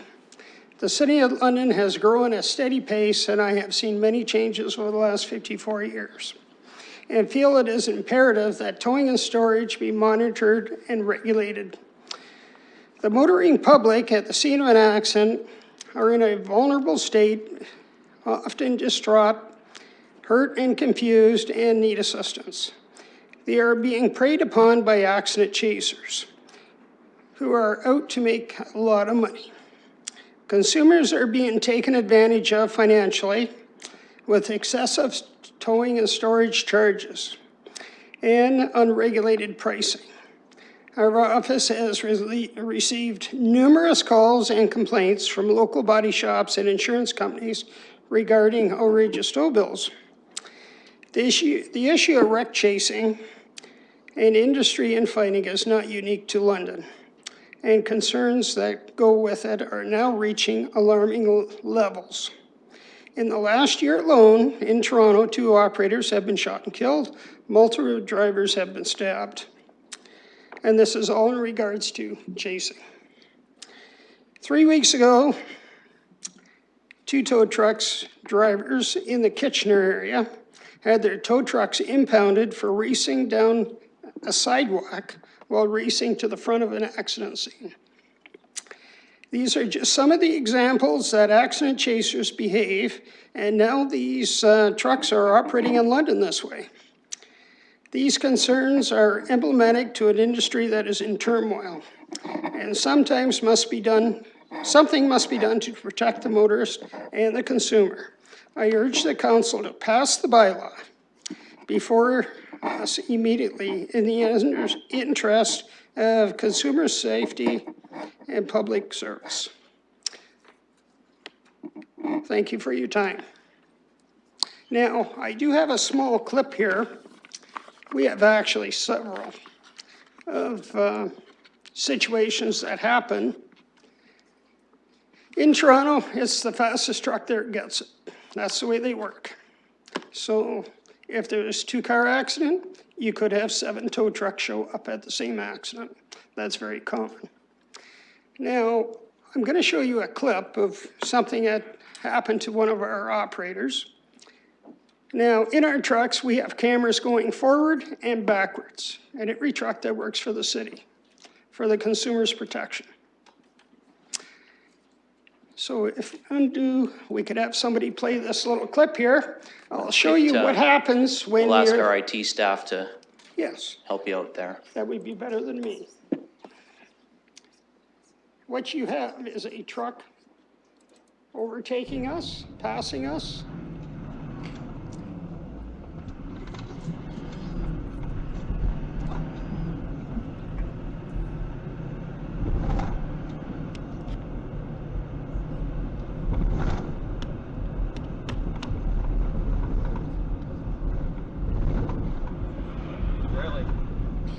That is a tow truck that tours the city and does quite a few calls. But what you need to notice is a stop sign. He never even thought about stopping at, just to get ahead to the accident scene. This is a common practice. Now, we're just lucky nobody was coming through the intersections. In Ottawa, this particular same situation happened. The tow truck operator just got 2.5 years in prison last month for hitting a car doing the same thing. Like this, my little speech said, in Waterloo, they'll drive down the sidewalks to get to the accident first. There's a great difference between the monetary value of the city contract than what we pay out for these bills here. The city contract is, I'll tell you what it is, it's $175 to pick a car up and take it somewhere. That isn't the case here in what you're hearing about chasers. Just to let you know, Mr. Ross, we got 15 seconds left. Well, I'll leave you with the thoughts. Anybody has any questions, please feel free to contact me. Thank you. Look for other speakers to this issue. Mr. Chair, thank you. Mr. Caranci, for the welcome back opportunity. to council chambers. Well, I've been here a few times. Thank you for allowing me to come back again. And at the end, I just want a minute to discuss another issue, just very briefly, an invitation. Anyways, Mr. Chair, thank you for having me here. I honestly did not want to be here, but I was called this past weekend to deal with this particular issue from Clarkson Sturdy's Towing, Low Price Towing, and James Patrick Towing. I'm here representing them. I just want to say that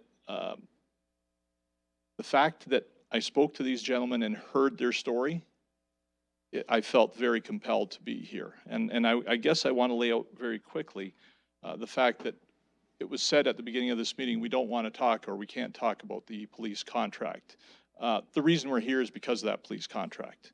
And I'll explain to you. The statement was just made by our friend, Mr. Ross, that the industry is in turmoil. And the reason the industry is in turmoil is because of that police contract. When you take away a very large portion of the pie for towing in the City of London and put it to one particular operator, it cuts the pie for everybody else. The reason you have the chasers that are out there today is because the pie has gotten so small. In order for them to survive, they need to get to where they have to go to make money, to make a living. I want to make it very clear that the regulating of the industry, I don't think we're totally against. And I think in your case, Councillor Lewis, I think it's been a good thing that you want to make it safer for everybody. You want to protect people. And I think everybody in this audience would tell you that they're very happy to be a part of that. So they would like to do that. But again, getting back to why we're here and that police contract, it probably is said and believed here that the police don't point people to a certain contractor, but they do. And just one case in particular is Mr. Ibrahim here, who had his mother involved in a very large accident in August. And during that time, she asked the police officer at the location, her car was written off, Mr. Ibrahim's son was there also with her, and she asked the police officer that she'd like to call her son-in-law to get the car towed. And it was stated very clearly to her that she could not use her son, that she had to use a certain towing company in town, which will remain nameless, but is that same towing company that has a contract with the police. So we also have other incidents, again, I know that there are people here, I know two of you, Councillor Hillier, speaking to you, you've had some bad experiences with towing companies. We understand that. There's bad apples in every industry. I think everybody here is of the opinion they'd like to get rid of those bad apples and don't want them to be a part of this industry. Having said that, there are many stories, numerous stories that can be told from the police and what they do, and we're not here to pick on the police. It's just we don't understand how the city sits here. Every year I went through 10 times around that horseshoe talking about the police budget and how they allocate their money, how we suggest they allocate their money, because you give them $100 million every year to run the police services in the city, of which they do a fine job. But you can suggest to them that this is an issue that should not be. If the majority of Londoners heard that one particular company has been given a contract to tow cars, and the police do their best to tell people to use that company, that's wrong. That's inherently wrong, and I think everybody around this horseshoe and in the City of London would agree with that. And that's why you have what's happened today.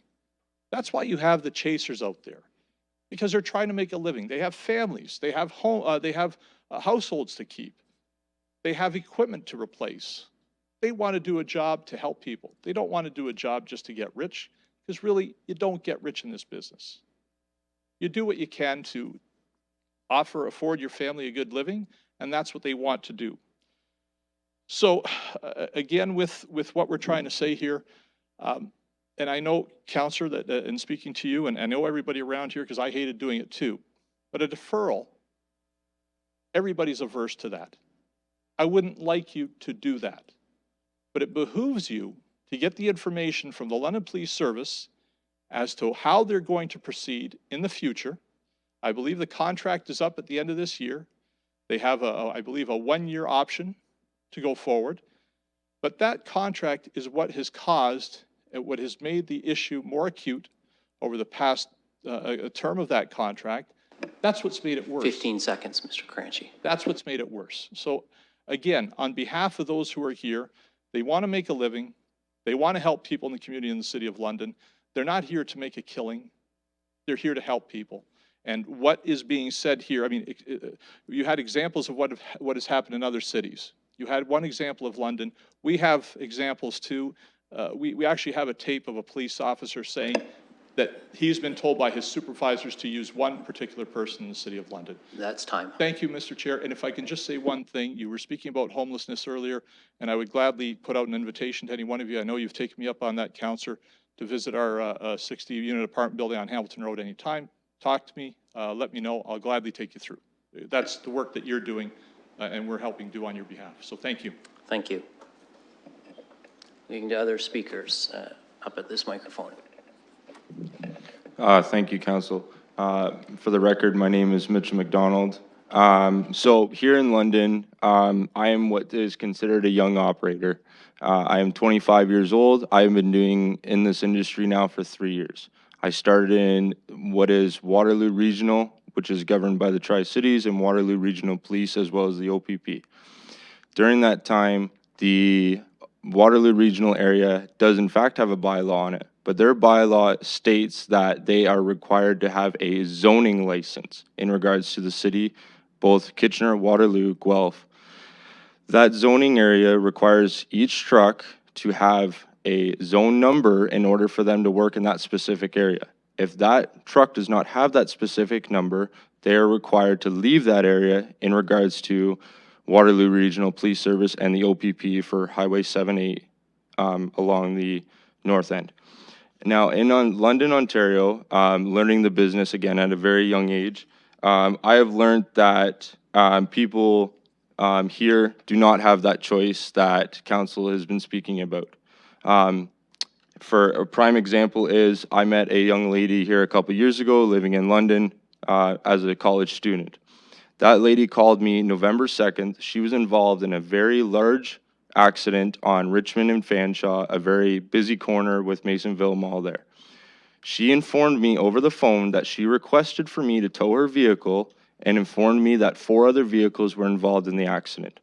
Now, running a small business myself along with Mr. Williams, I advised my other drivers that there is an accident here and that we have been requested to be at the scene by the owners of the vehicle. Upon arriving at that scene, we waited 5.5 hours blocking 3 lanes of traffic and only allowing 1 in a major corridor of the city. At fire's request to myself, they had asked me to block traffic close to the accident, that way no further accidents occurred. During this time, in the matter of the 5.5 hours that we waited for police, multiple accidents could have occurred because of the fact of drivers not paying attention to amber lights, our reflective equipment, as well as pylons and flares. Our own personal equipment that we pay for was damaged in that incident from drivers not paying attention and running our equipment over. In regards to this incident, when police did arrive, the first officer spoke with us, took down our company information, took down the driver's information as they're required to do. Not even 30 seconds later, another officer arrived and demanded that we leave and told the customers or the people involved in the accident that they were being forced to take the police contract, and that if we did not leave, we would be arrested for it. For obstruction of justice, for blocking lanes that we were asked to by by fire, and for solicitation of services, even though the lady in question that told me about the accident originally had specifically called my personal number, not even our business number, had called my personal number and asked for my service. So in regards to this new bylaw, the 200 meters, okay, fine, people want to keep the distance, they're going through a traumatic event. But why should one specific company not adhere to that bylaw, be allowed to pass by, still solicit their service, and then go about their day? As a small business company, I myself put in 18 to 20 hours a day, 6 to 7 days a week. I have 3 kids at home. That's the last thing I want to do is 18, 20-hour days at work. But in order to do that, in order to cover our overhead, and my personal overhead as well as the business overhead, that is what I have to do. It is a choice that, yes, I make myself as a business partner and as a profession, but it is something that needs to be done because of the unfair advantages in regards to the contract as well as personal services. Even, for example, this was brought up by a couple of the councilor members in regards to personal services. If you break down or your vehicle catches fire, if a police officer attends that because you are blocking a live lane or whatever, they will still insist on their police designated contract, even though again, you have the right to call CAA or your local company.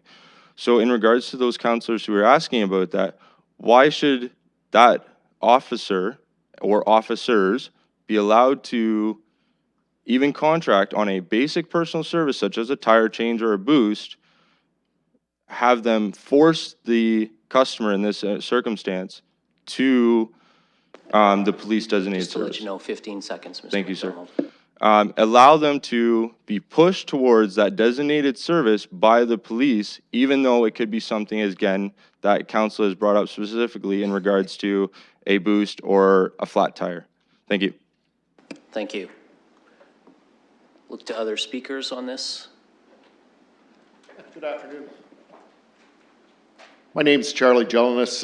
I operate a business in Central Core, Specialized Recycling Inc. at 561 Horton Street East. It's our family business. And I'm wondering if council's aware or staff are aware in drafting this bylaw that, I mean, as a licensed auto wrecking facility, we tow approximately 2,500 cars a year that we purchase, and we're not dealing, they're entirely our vehicles. And looking at this bylaw, it would capture our drivers that operate tow equipment for our company towing our own vehicles.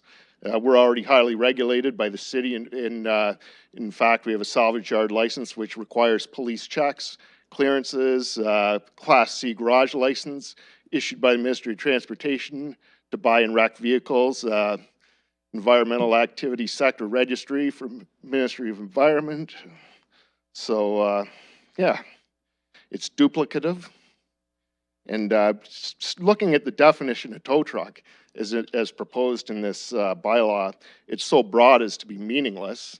It would capture an individual bringing a wrecked car into a salvage yard on the weekend in with a pickup truck and a trailer. So yeah, in my submission, this bylaw requires significant reworking. I take no position on chasing accidents. I mean, however, the one thing I would like to, we're often called upon by citizens that have the misfortune to have their car stolen or in an accident to dispose and recycle their vehicles.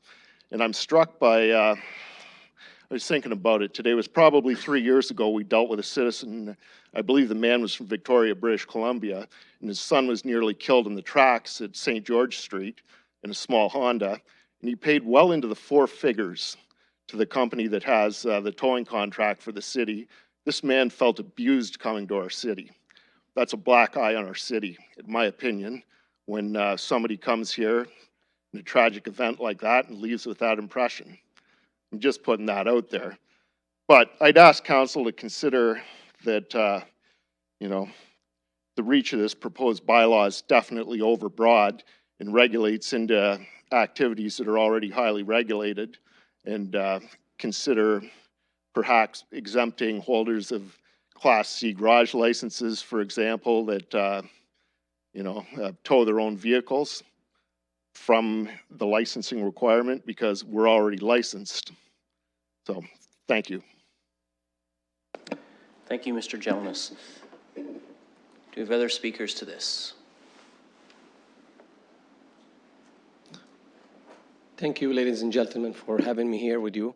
My name is Fadi Ibrahim. I'm the owner of Low Price Towing. I've been in the towing business for more than 18 years. I started with one tow truck company. I used to even work with London Police as a member of London Towing Associations. We used to have a rotation. Everybody share the pie.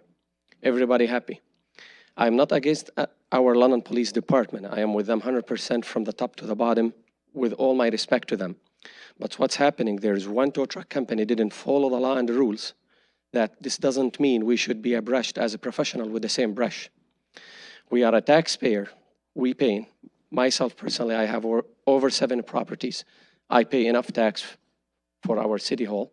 I don't deserve to get kicked out from an accident scene. There is no problem, in my opinion, that if I see an accident, to stop and ask ladies or gentlemen, hi ma'am, hi sir, do you guys need a service? If she say, yes, please, we need a tow truck, no problem, that's my card. And we will wait for the police. If they say, no, we already call a tow truck company, I have to leave. No problem, I respect that. But this doesn't mean the city They are using one excuse for one person that he's been charged, and you guys put it in a website. He is responsible for himself. We're not responsible for him. What example if it's a police officer give a speeding ticket for a person in a city of London? Does this police officer, he should write a ticket to every citizen? No. Same thing with us. I believe the new bylaw, it's not gonna favor only one tow truck company. And I believe this person, the one who complained to you before, and he got the contract, he is the same person he complained to you again at the police department and trying to push that new bylaw by our councilor, Councilor Sean Lewis. I really respect our councilor, Councilor Sean Lewis, and I do understand that he is trying to do his best to the best interest of the citizen. But I believe you have wrong information. I believe always, with all my respect, to the best thing to hear both sides of the story. I believe the best thing to do that we have a rotation and everybody call who's next in the list. Example, my company, I go pick up my accident, move on to the other. We are a family. I have 12 tow truck. I have a compound. I have all the requirement. I am zoned by your city hall. Now, with this new bylaw, I will be out of business. I have 6 drivers. Other tow truck operator here, they do have more even than me. There's some tow truck company like Clark Services and Sturdy's. They are been in a towing business. I am 42 years old. I have 2 kids. They've been in a towing business for more before I even born. I believe by you guys doing this and not fixing the rotation situations here, you guys favoring one tow truck company against the other. I am against any monopoly, any corruption whatsoever, even if I was the person who have example that contract with you. It shouldn't be like that. Let me explain to you. My mother-in-law, I pay the down payment for her Audi to go and pay because she's the babysitter of my both kids. She was involved in an accident in Wonderland and Viscount at the corner. She's an old 75 years old. She's injured. She's in pain. She told the police officer, I need my son-in-law. I married her daughter for 20 years. I deserve to have the service. He said, no, you sit there. We have to go with a contract. The contract has to go with this company. And guess what? They did get the car. I didn't get the car. I can show you the invoice, and I don't know if I'm allowed to do that. There is an over $1,500. She's my sister-in-law. I don't deserve to get kicked out until I don't have the opportunity to tow a vehicle that I even paid the down payment from. It shouldn't be like that. It shouldn't be like that. You know, it's ridiculous. It's ridiculous. You guys should put a rotation. Everybody share the pie. Everybody follow the law and the rules. We all respect the law and the rules. If one tow truck company didn't follow the law and the rules, he is the problem. He is the trouble. That's our police department can deal with it. Let me explain to you. There is an accident happen. There's 5 firefighters and plus their boss. That's 6. 6 minimum $40 an hour, causing the taxpayer and the city. More than 2 hours waiting. That's $600. After that, officer come. Tell me, you know what? You leave now, or I will charge you with obstruction. 15 seconds, Mr. I will charge you with obstructing a police officer. To be honest with you, I scared. The way my mother-in-law scared. Police officer, uniform, gun. I don't need to burn bridges between me and the police department. But I believe by you guys doing and passing the new bylaw, you're the one who's burning bridges and making and creating problem between other members. That's your time. Thank you. Further speakers to this? Hello, my name is Dwayne Cameron from Clark Sturdy's Towing. Just like to point out a couple things. We've been in the industry, my father here, Clark, well over 40 years. We took over another company that's been here for 70 years. We believe that the system isn't fair. I don't want to discuss too much of the actual system, but the system isn't fair, and all we're doing is keep putting band-aids on the problem. We fix the original problem, everyone can be happy. The other thing is, with the requests, we're not even getting the request. We're getting told that they have to use the preferred company. They have no choice. I've had friends of mine call me. I can't even tell them. The police are telling them You have to use this company, no choice. They're forcing them to use that company and charge a lot more money. I have friends' vehicles get stolen, and the definition is accident. What do you classify an accident? Guy goes in a ditch, no damage to the vehicle, pull him out of the ditch, they drive away. Is that an accident? Stolen vehicle, that's not an accident, but it's all going to one company. I had friends that got a vehicle stolen. They had no theft insurance. They got a bill for $600 on a vehicle that's junk. They had to pay the bill, they took it out, and they scrapped it. That's not right. He's very upset. I've known this guy for probably about 10 years. Sorry for this.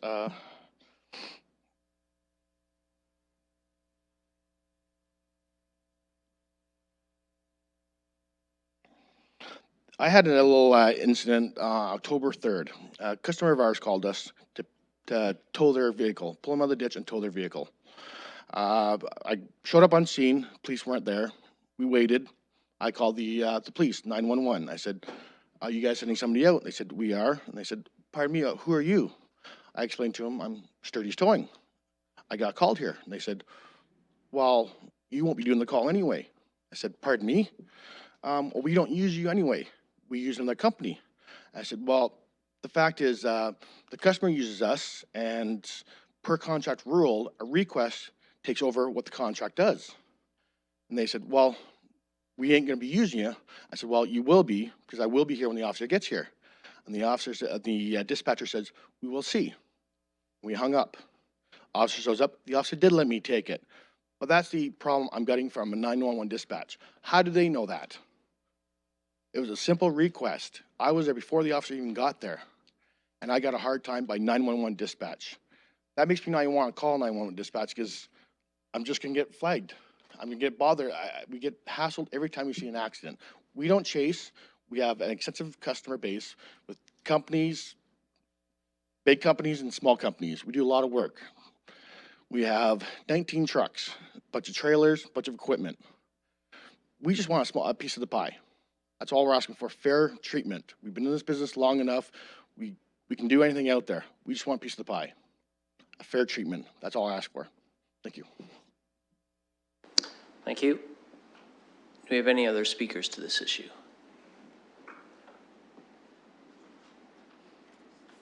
Hi, my name is Mark Mastorovich, a resident of 591 Talbot Street. Thanks for the opportunity to speak.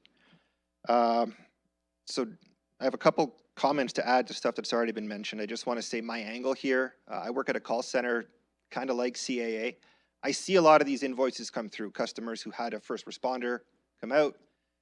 It's very, very rare we get these extreme worst case scenarios that I think Councillor Lewis, you experienced. It does happen, but I see a lot of these invoices that customers are submitting for reimbursement. They're usually pretty fair rates. We're talking about worst case scenarios that don't come up very often. There was a comment about the police record check. Your scenario where you've got a guy who's been doing it for decades, doing a great job, but I don't know, he got in a bar fight when he was 19. Like, is this police record check? It wasn't clear. Is that going to be you need a full pass or it's a hard fail? Or could there be forgiveness of minor offenses that happened, after a certain amount of time has elapsed? I think that should be considered.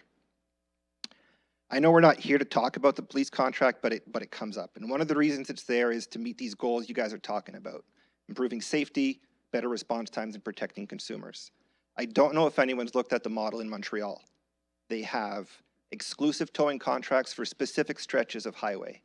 We don't need to talk about highways, but it's about splitting up the pie. It's about making sure that a large geographical area has rapid response times and that the police services know who they can reach out to. We've talked about this scenario on scene when it's a safety issue that there's vehicles blocking a roadway and police are on scene. And to some extent, we're at the mercy of their judgment about the level of urgency of the situation and whether, the police officer will say, I don't care who gets this, I just need this car moved, or it's safe enough to wait for, the auto club that the motor is called. I think there might need to be something in writing about how to assess the level of urgency, what the criteria might be to decide if, the police are going to take someone who's already on scene or if they're going to allow the consumer their choice. Thank you. Thank you, sir. Is there anyone else wishing to speak to this item? Can I talk? Yep. My name is Clark Cameron. I've been in the city for about 50 years now. I'm the owner of Clark Services and Sturdy Services. I've been towing cars in the city before a lot of you people were born in the city. I have a lot of friends in the industry. I encourage you guys to not pass this bylaw because there's only one person in this room that's going to benefit from it. The rest of us are going to hurt from it. You're going to make a very rich man richer while we all do $50 calls. This man does $3,000 and $4,000 and $1,000 calls. We have to do 6 to 8 calls to be equivalent to one of his calls. And it's just not fair. I did a 2-car accident on Sunday. I come out of the metro at Baseline Road. They were getting out of the cars in front of me. Guy got out of the car. I said, "Do you want me to tow your car?" He said, "Sure." He said, "Who are you?" I said, "You're Clark." I said, "Yeah, I'm Clark." He said, "You guys been around forever." "Sure, go ahead, no problem. Here's my keys." "Do I have to hang around?" "No, sir. Here's my business card. You go down, you leave. I'll take the car to the reporting center. It'll go through the process. It'll go into a locked compound where it's safe. And I will not overcharge you. I will charge you the same rate as the contractor. He came back the next day. The bill was about $240 for a tow to the reporting center, back into the compound, overnight storage, and 1-day storage. Some of these bills that we get from the people that are chasing, I realize there's a chasing problem in the city. There's a huge chasing problem. When I drive by an accident scene and I see 2 of the trucks from the contracting company and 2 from other people, 4 tow trucks to tow maybe 1 car, that's wrong. And the biggest perpetrator of this chasing is the person that has the contract. I don't have an app to follow chasing. I don't have technical knowledge to know about it. I frown on scanners. If you have to resort to that to get an income in this city, it's pretty bad. But the biggest perpetrator uses these apps. He's got trucks all over the city. And what's frustrating to me is when those drivers get out of the car and say, "It's the law. You have to use our service."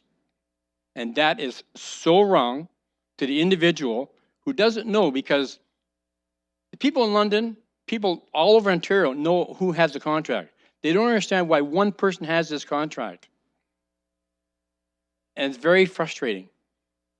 He can charge whatever he wants, and for those drivers to say, "You have to use our service," is wrong. If a guy goes in a snowbank, calls us, we get there before Ross gets there, or before the police get there, we charge the guy $75 to $100 to get him out of the ditch. If the police show up before we get there, they insist you have to use Ross, and you're facing a minimum $200 bill. This is not right. You're insulting the people of London. And what about the visitors of London that come here for an event?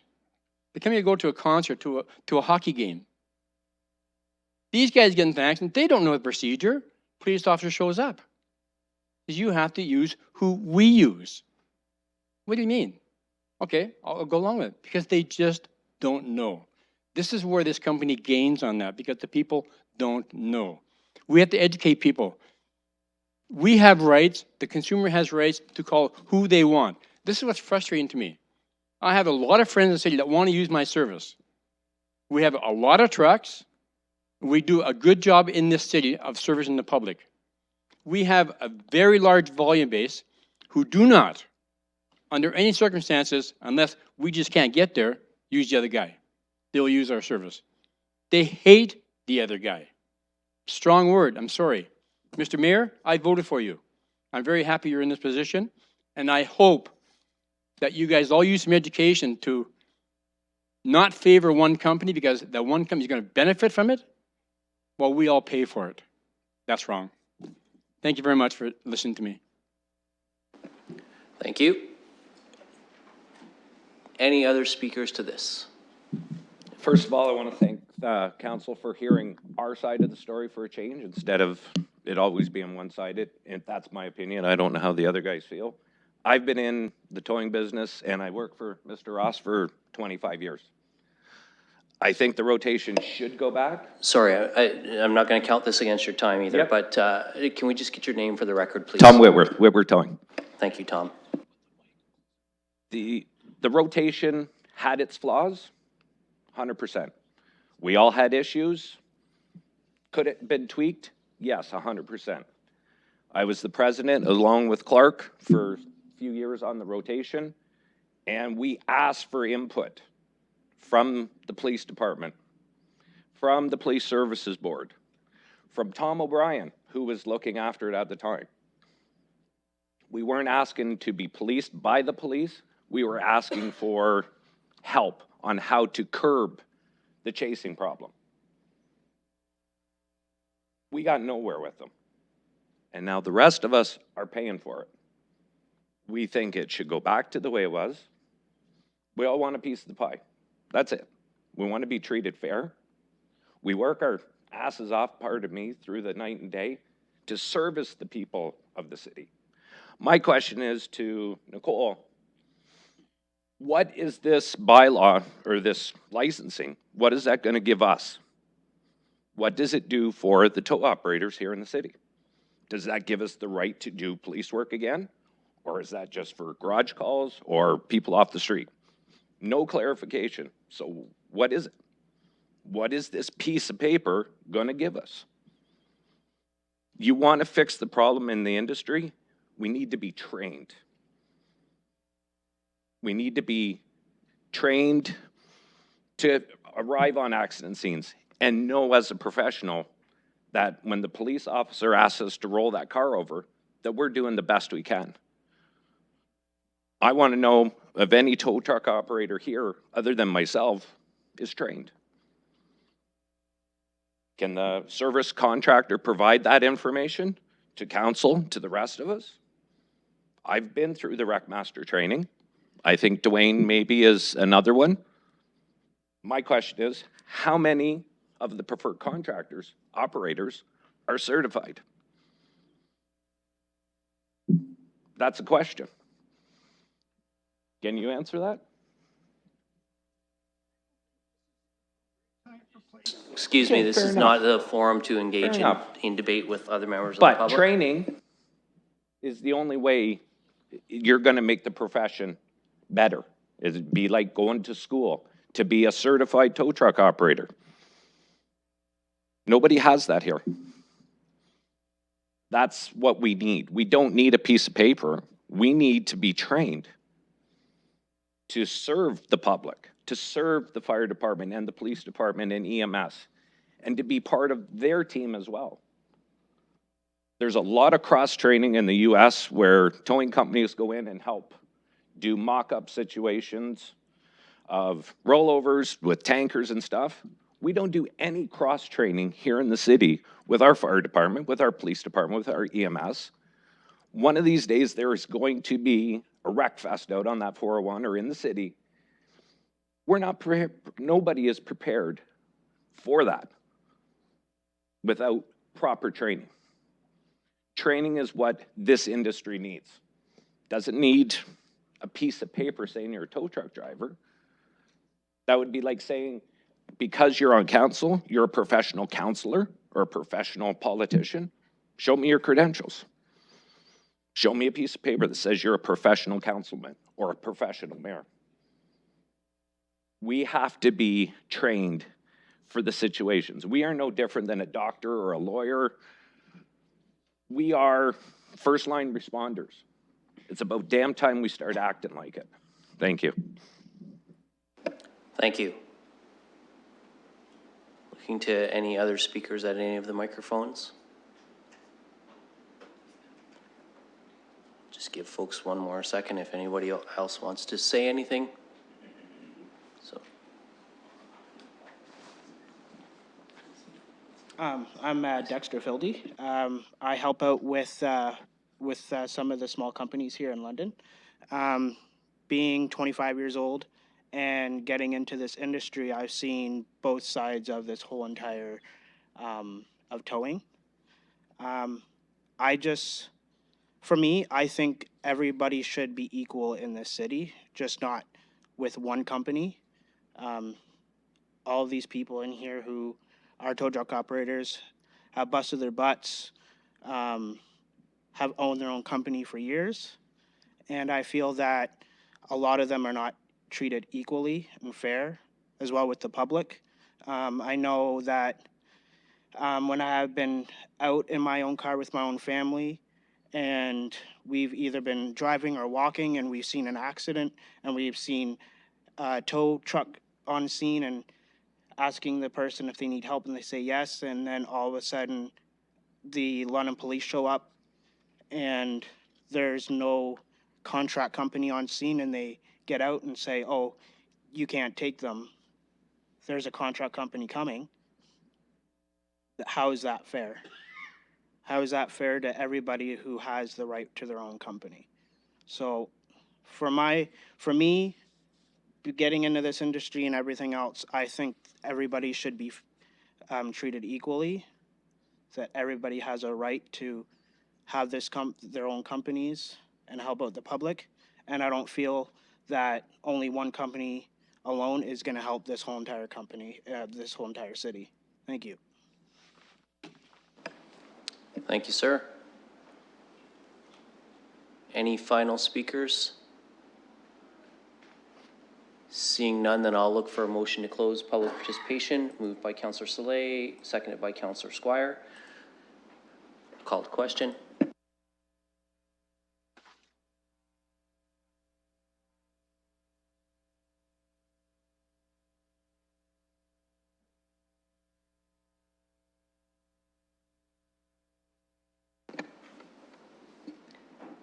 Closing the vote, the motion carries 6-0. Thank you. Colleagues, we have this item to finish, and then we have our one item for direction, and we do have our deferred matters list as well as the added 11th report of the Accessibility Advisory Committee. So I'm at your pleasure. We are at 6:23. Do we want to try and get through and then break? I'm seeing a lot of nodding heads, so we will continue along, and we'll start with the discussion on this item now. Councillor Squire, I will let you speak, and then I will be yielding the chair for you to take over. So all right, I just want to speak on one issue at this point in time, and I want to be really, really clear. The contract and what it says is our business, and I want to be really clear on that. It is our business today, and I'll explain why. The other thing is, and I want to say this strongly, we rely on staff to provide us with advice. Staff, in my respectful opinion, should not be saying to us, if you want an answer, go talk to the chief of police. That, I don't think that's what we should be told. So let me be really clear here, because the contract's important, because if the contract purports to say that the City of London Police have the right, legal right, to tell an individual such as me what tow truck I shall use on an accident scene, that is not within their legal right. They can't do that. They can't contract my right to choose a tow truck operator. Now, I want to just say that's the way the law works. And the other part of it is, if the City of London, if the City Police Department has a contract with a particular provider to tow vehicles that are under their control, that are being seized because of an impaired driving offense, or being seized because of a criminal offense, that is absolutely within their power to contract with one person to do that, because they may have standards in terms of seizing those vehicles, maintaining a chain of evidence, and delivering to a certain location. And that is not something I think we should get involved in. That's entirely within the police authority. But I was involved, if you want to talk about a situation, I was involved in a situation, my daughter was in an accident, Ross Towing showed up, I said, no, the CAA, I have CAA, the CAA truck is coming, they came, and that was fine. The other thing I just want to say quite clearly, this bylaw needs some retuning. I mean, it needs some work. For instance, it says that no tow truck operator shall attend on a scene within 200 meters of a scene. What about the poor person who's in an accident and there's no police or no fire truck or anything there. There's nobody there. They don't know who to call. Why shouldn't the first truck, tow truck that arrives be able to go to the scene, whoever they are, and help that person? Can you imagine your relative in a car that's been in an accident and there's no one to help them but a tow truck, and that tow truck can't come within 200 meters? The provincial legislation has a clear provision to deal with that, which is to say they can't go to the scene unless there is not a sufficient number of tow trucks at the scene, which means the first tow truck on the scene can go there and help someone. And certainly, I think that should be permitted. So first of all, I'm going to say the contract is our business. And I do want to know if it's contracting outside of the authority of the London Police. And if police officers are saying to people, you shall always use one operator, I do have a difficulty with that. The second thing is this bylaw needs work. Councillor Van Holst. Yes, thank you very much. I wasn't on this committee when the request for this bylaw was made, but I think our staff has given us what the committee had asked, so thank you for that. I'm not sure that it's necessarily remedies the right problem. So it looks like there's a few things ills that we want to avoid. One is getting gouged by a tow truck driver. That seems to be one of the concerns.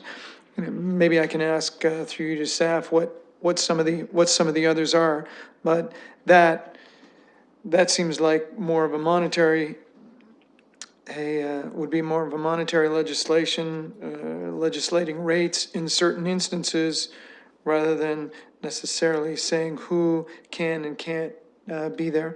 I want to thank the people who came out today. You articulated your perspectives very well, so it's very easy to understand where we come up a little short in this, and certainly there's going to be some unintended consequences because we haven't really spelled out the difference between someone who's in the business of towing people in accidents and someone who's just moving cars around with a tow truck. All of a sudden, everyone has to be licensed for that reason, so we'll have to make some changes there, obviously. I think for me, this is a little too prescriptive, so I may not, I'll probably refer this back if no one else does, so that we can deal a little more effectively with some of the concerns that have been made here. But if I can, through you, Mr. Chair, to our staff, can you itemize some of the ills that we're trying to avoid in this? We're protecting the public, and could you make it very clear what we're protecting them from? What the complaints have been from the public about chasing or about gouging, et cetera? Through the chair, if I could just provide some history with respect to towing and the current business licensing bylaw that we have in place.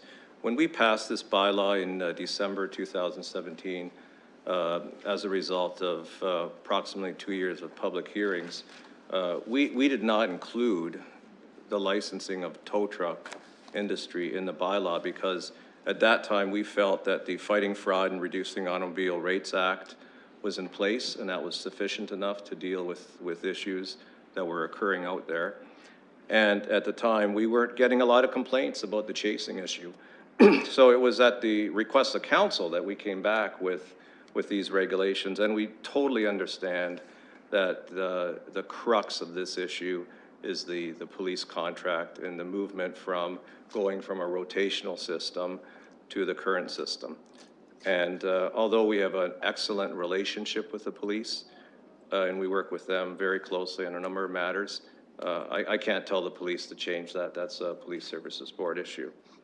So the issue with people calling us complaining, we don't get a lot of complaints, but we are aware that when there's issues at accident scenes and the police are involved, this summer a tow truck operator was charged with mischief, attempt fraud, impersonating another person to do a tow. There's existing legislation out there that the police can enforce. As I mentioned before, in trying to answer a question, we aren't at accident scenes. Hardly ever. The police are at accident scenes. So in responding to council's request, we, working with our team in legal, provided this bylaw. And I had an open mind listening to all the discussions, and I learned some things.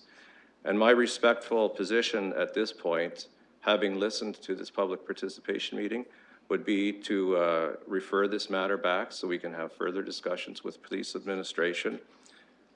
Because I think it's reasonable to have a serious second look of whether this bylaw is going to assist in resolving the chasing issues as was directed at us by council to review. Okay, well, thank you very much. That's a helpful answer.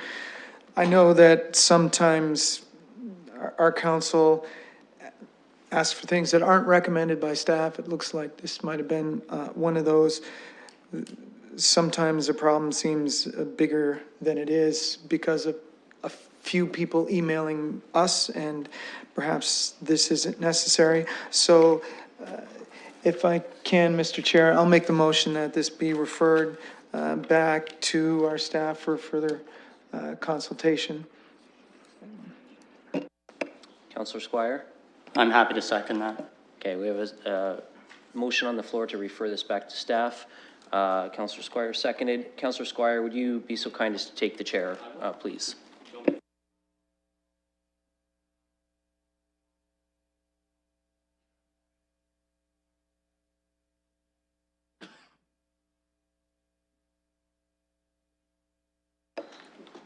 Mr. Chair. Thank you, Mr. Presiding Officer, and I have to say, I'm not quite sure. I think I need to adjust the mayor's settings on that chair. It's not feeling quite right yet, but, so, yes, I did qualify that with a yes, Your Worship. I want to comment, in terms of the referral, specifically, and a couple comments in general here. So first of all, I'm okay with us referring it back to fine tune a couple of things in here. I would encourage colleagues though to have it so that it's brought back no later than Q2 of 2020. We've been a year in this process now. I don't want to see this still be an open file next year at this time. So I would support it if Councillor Van Holst and his seconder would be amenable to Q2 of 2020. With regard to some of the comments we've heard, and I do appreciate all the comments that were brought forward, I think there's a couple of misconceptions that should be cleared up as well. The turmoil is not just here in London, and there's a reason 16 other municipalities have passed bylaws similar to this. So this is not just about people in London not getting along. This is a problem right across the province, and we've heard from CAA, we've heard from the Canadian Towing Association, we've heard from insurance representatives as well that they would actually very much prefer that there was a province-wide regulation in place. And frankly, I would too, but I'm not going to hold my breath waiting for the Doug Ford government to enact something like this. I think that they actually have other items on their agenda right now that are occupying their time. And I say that without any disrespect to the government. I think that they have serious challenges, whether it's within the labor disruptions in education or the provincial budget or anything else. They've got a lot on their plate. I'm also cognizant of the fact that municipalities, by enacting bylaws like this in other areas, have actually led to the pressure that's forced the province to regulate. And I think of the pesticide bylaw, and London brought one in well before there was a provincial pesticide bylaw, and then the province finally said, yes, we need to have one. And then those bylaws at the local municipal level went away, but it was because municipal councils acted. So I'm not prepared to not act on this. We've heard though, why should Ross be exempt from the bylaw and be able to approach accident scenes? There's nothing in this bylaw that says Ross is exempt from that. They're gonna have to go through the same process as everybody else.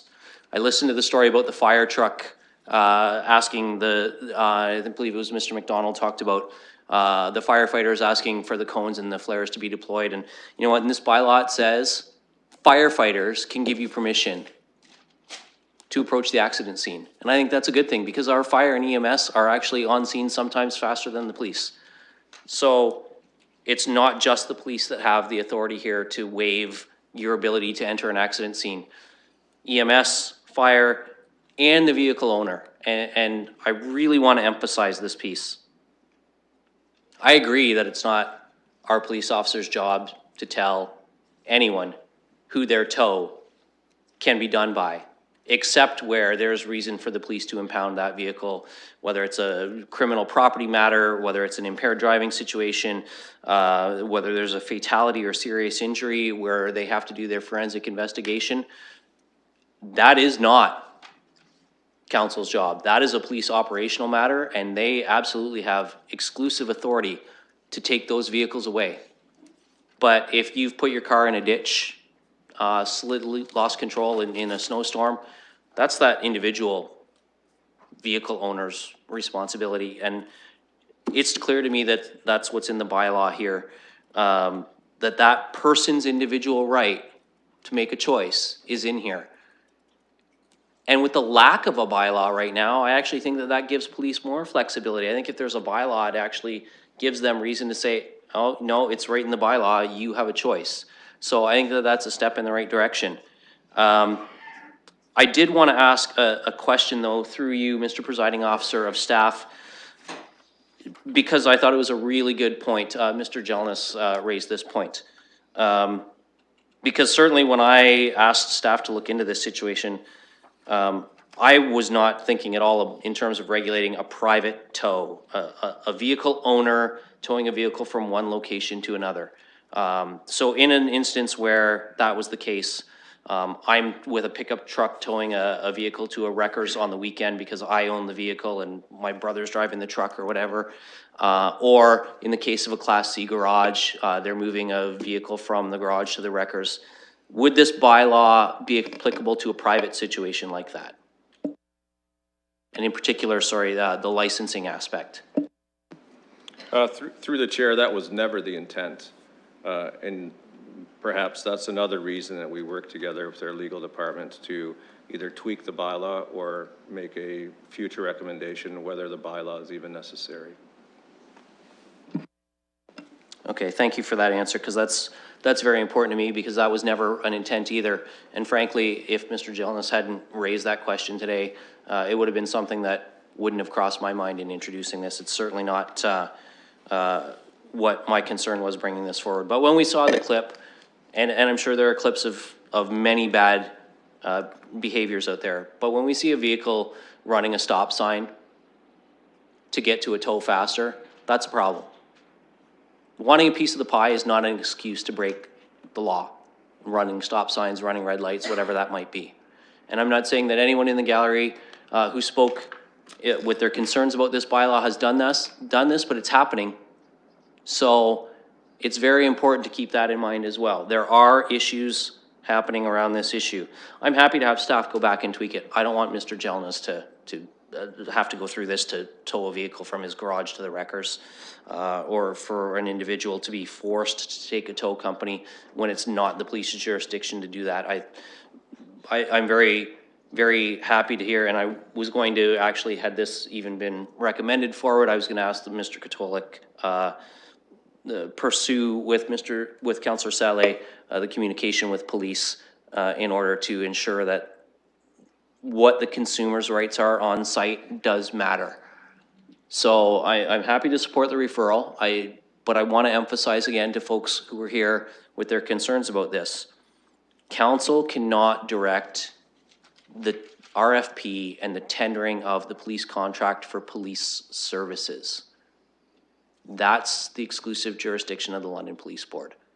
But what we can do in the bylaw is make sure, and we have it in here, that the individual rights for a tow choice are preserved so long as it's not within the exclusive jurisdiction of the police. So I know that may sound like splitting legal hairs, but it's a very important difference. And I just wanted to share that with folks that's my comments on this. As I said, as long as we get this back in Q2, I'm happy to send it back to staff for some fine tuning. Thank you, Mr. Chair. Before I leave, I'll recognize the mayor as I'm moving, and I'll turn the chair back to you, sir. Thank you very much, Chair. So as we've heard the comments both from the gallery and from staff and from colleagues around the table, it seems pretty clear that this suggested bylaw could result in unintended consequences. And I think that's clearly one of the concerns. What the committee's also heard is that we've been asked to consult more fully with our tow truck operators so that we could anticipate and better understand what those consequences will be. And I think clearly as a result of this referral, as it, assuming it passes through committee and ultimately through council, that's what's going to happen. What I've heard are issues around training and pricing and fairness and serving the interests of the public. And I think if we're directing staff, as we will likely do, because we like to do that, and that is that we would probably look to all of these issues. And I think the hidden elephant in the room is the one that's been not so hidden, and that's been discussed by our gallery guests, and that has to do with the issue of the contract. And I think, Mr. Chair, you're right. Right now, that rests with the London Police, and that may prompt a whole lot of other questions, because we've certainly heard those issues of fairness and the like around this. But I think the referral, the opportunity for the industry to talk more fully with our staff, and I think the notion of having this done by second quarter, I would just look to Mr. Katolik and ask him in terms of the dialogues that we would be asking you to consider, and the terms of reference around that. Would that give you sufficient time to be able to report back to committee and ultimately to council? Through the chair, yes, it would. So based on that, then, through you, Chair, I'm absolutely going to support this referral with the understanding that the industry is going to be fully consulted, so we understand all the implications of this. Everyone deserves a standard of living and a way to feed their families, and I get that. But I'll echo the comments that have been said around this table. Thank you all in the gallery for your comments. Thank you, Mayor. Councillor Sally. Thank you, Mr. Chair, and thank you to the members of the public for coming and for your advocacy and raising some concerns. It's very helpful. I happen to sit on the London Police Service Board. I'm the chair on there, as well as along with the mayor, but I'm not speaking as the chair right now. I'm speaking as a councillor.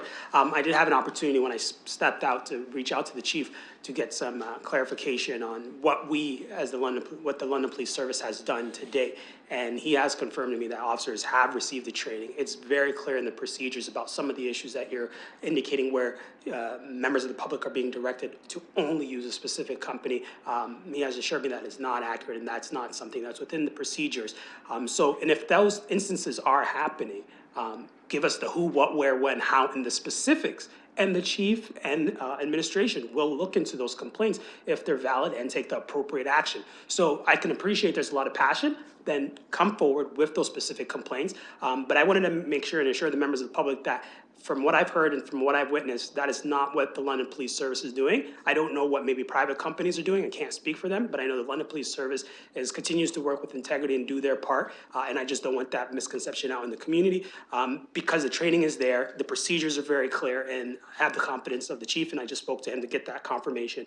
The other thing I want to touch on is, and I mentioned it earlier in my questions, bringing this bylaw forward, and hopefully staff can consider this as their, with the referral, if it passes. When we're looking at the criminal records, again, someone brought this up, and for me, it's a concern. There's certain crimes, I believe, where maybe it's fitting, if it's a vulnerable sector check and some of those red flags, sexual offense crimes, and some of those kind of crimes would make you ineligible. But if someone has a possession charge, and I don't want to get into specifics or anything like that, but I would like some clarification on what that means for some person, because I don't think any crime, and sometimes depending on how long ago it was, should necessarily be an impediment to someone continuing to contribute to society and moving forward and working in our community. So, and I don't want to really set that, that kind of direction. So hopefully, maybe if staff can answer, if they have that question, or hopefully if they can consider that as we're go through the chair, just get confirmation. Thank you, Councillor Sally. I was going to promote you, sir, after trying to demote the mayor earlier. Mr. Katolik. Through the chair, we would give that serious consideration also. I know in a taxi bylaw, we do have certain threshold criteria. And when we were writing this bylaw together with legal, we kept it somewhat open-ended, like we do in our business licensing bylaw. But certainly we would look at things like auto theft. So should somebody that's been recently convicted of auto theft be towing cars in the City of London as license manager? I don't think so. But there's always the opportunity to appeal the decision of the license manager to a hearings officer. But we'll give that serious consideration. Thank you, and that's very helpful, and I think that is important because I think we want people to continue to work, especially people who we know can continue to contribute to our society. So I again want to just reiterate, I think the London Police are continue to do what they can, you know, and I understand there's a lot of competition, and I think we need to make sure that our bylaws are here for consumer protection first and foremost, and then as well ensure that we can create an environment where everyone's able to succeed as a business, and I think that's the hope and the balance that this council is trying to do, and not to speak for the council. So look forward to what comes forward, and look forward to continuing conversations with various stakeholders. I know I've spoken to a couple of you as well as, and continue conversations with Mr. Caranci as well. Thank you, Councillor Saleh. Mayor Holder. And my final comment, thank you, Chair, and that is that if I'm staff right now, I probably feel either a little bit confused or a little bit chewed up, but I got to tell you, I think you were directed by council to come back with a report. Appreciate not only that you've done that, but your openness as well to come back and work with the towing community to do that. So I want to give the staff a shout out for your efforts, and we look forward to working with you as we go forward on this. And Councillor Van Holst. And finally, Mr. Chair, the solution to most problems is just a new idea. And so to our guests here, please share with us your ideas. You've got a good sense of how the business works and what we might be able to do to make it work for everyone. Thank you. Thank you, Councillor Van Holst. Seeing nobody else, I'm just going to offer really quickly a couple of final thoughts from the chair here, and then we'll call the question on the referral. And that is, you know, we have a situation right now where this would be new. But, you know, in a market economy, we have regulations on all kinds of sectors, whether it's people who are running a restaurant and need to have a food safety and Middlesex unit health check done on their restaurant, or as Mr. Katulik referenced, the taxi and the vehicle for hire industry. We have some requirements around those as well.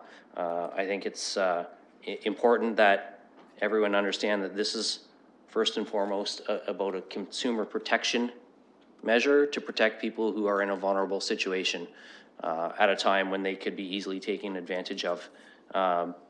So it's important to keep that in mind, and there will be, whatever the police decide to do with their contract, they will have to decide to do. But I hope that folks have heard the willingness for that discussion to happen. The city contracts and tenders out things as well. Snowplows, for example, we don't own our entire snowplow fleet. Some of that is contracted out, and we have a process around that. So the other thing is that there will be an opportunity to bid on a new police contract and those requirements. So that's the way that the market works, but this is about protecting consumers, and there is a problem out there. And to Councillor Van Holst's point, of course, share those ideas. Our staff are here to hear them. We've heard a lot from the insurance sector. We've heard a lot from the towing industry. We've heard a lot from law enforcement. This discussion will continue sometime in the new year if this referral passes. So thank you, everyone, for giving us all some extra food for thought, and we will call this to question.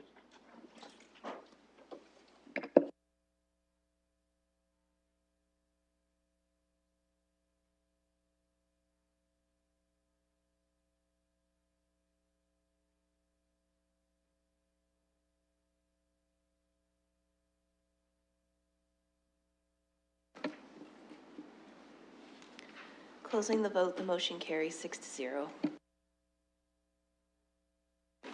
Okay, moving on, colleagues, we will try and get through the rest of the agenda here. The next item is an item for direction, 4.1, policies and funding arts and culture. We had a submission from Kay O'Neill with a request for delegation status and a communication on that matter. I don't believe Ms. O'Neill is here, but I believe Councillor Van Holst actually had a motion prepared for that. So, Councillor Van Holst? Yes, thank you, Mr. Chair. I'd like us to accept the delegation. We're always happy to hear from the public. However, it mentions in the communication a number of organizations that may want to be able to speak to this issue as well. So perhaps we could set this for a future meeting and provide some invitations to the arts organizations that have been mentioned in the letter. So is that a motion to approve this delegate status for a future meeting? That's right. Okay. And Councillor Squire, you're seconding? Or you had a comment? Okay. I think if you say we're going to recognize and have the delegation, but we're going to invite everyone else to speak, I'm not sure, you could have a room full of people speaking. What with no particular report or change or subject. So normally what we would do is approve this particular delegation. That person can come and speak, and maybe from that we would generate something further that we want to do. So I would really like to see this restricted to that rather than try to create a meeting with a room full of people who have no particular focus on a subject. Okay, I see some nodding of heads, and I see Councillor Van Holst wanting to comment on that specifically. Yes, so, Mr. Chair, through you, I noticed that in the letter, there were a couple of groups that were criticized, and it would seem fair to let them come and respond as well. I don't think it's going to be a public participation meeting so much, but it seems polite to make those invitations. I think we've done something like that in the past. Mr. Mayor? Thank you. I appreciate the spirit of Councillor Van Holst looking to have an openness on this, but I think it's incumbent on parties who feel that they would like to have delegation status. I think it's incumbent on them to come to us. I don't think it's for us to ask for a blanket invitation who would like to come, or even a specific person if they feel. I don't know why they're not here, but I would suggest to you that there may well be a great reason. But it strikes me if they would like to come back, then they would certainly be welcome to approach go through the process again to determine. But I think it's probably better handled that way. Notwithstanding, I really do appreciate the spirit of the councillor. I just think that from a process standpoint, our current system works, and that's the way that I would like to see it remain. So just as a point of clarification, Mr. Mayor, it's my understanding that staff indicated to Ms. O'Neill that it would likely be an approval for a future meeting, that we would not likely hear the delegation status tonight, which is why she didn't attend, so that it's a request for a future. Yes, so I take I'm happy to take the mayor's suggestions, and would also point out that there are other groups, and they actually did have a really great reason for not being here tonight, but would have. So perhaps we can just accept the delegation then for a future meeting of our committee. Is there a seconder for that? Councillor Squire. Seeing no other speakers, we'll call the question.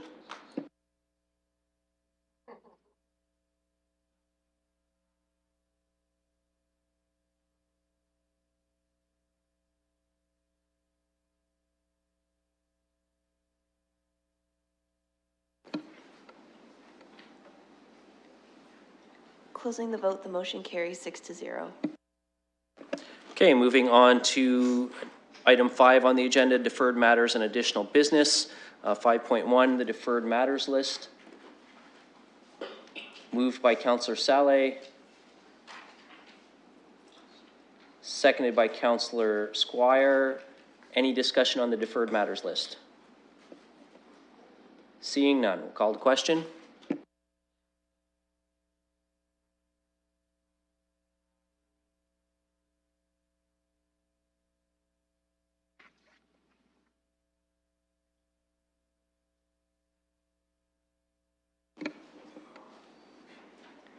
Closing the vote, the motion carries 6-0. And our final item is 5.2, added the 11th report of the Accessibility Advisory Committee. Colleagues, just to bring to your attention that the reason this has been added is the Accessibility Advisory Committee is requesting delegate status to a future SPPC, but because we are the committee that they report through, the request has to come through us. So, moved by Councillor Saleh, seconded by Councillor Van Holst. Any discussion? Seeing none, we'll call the question.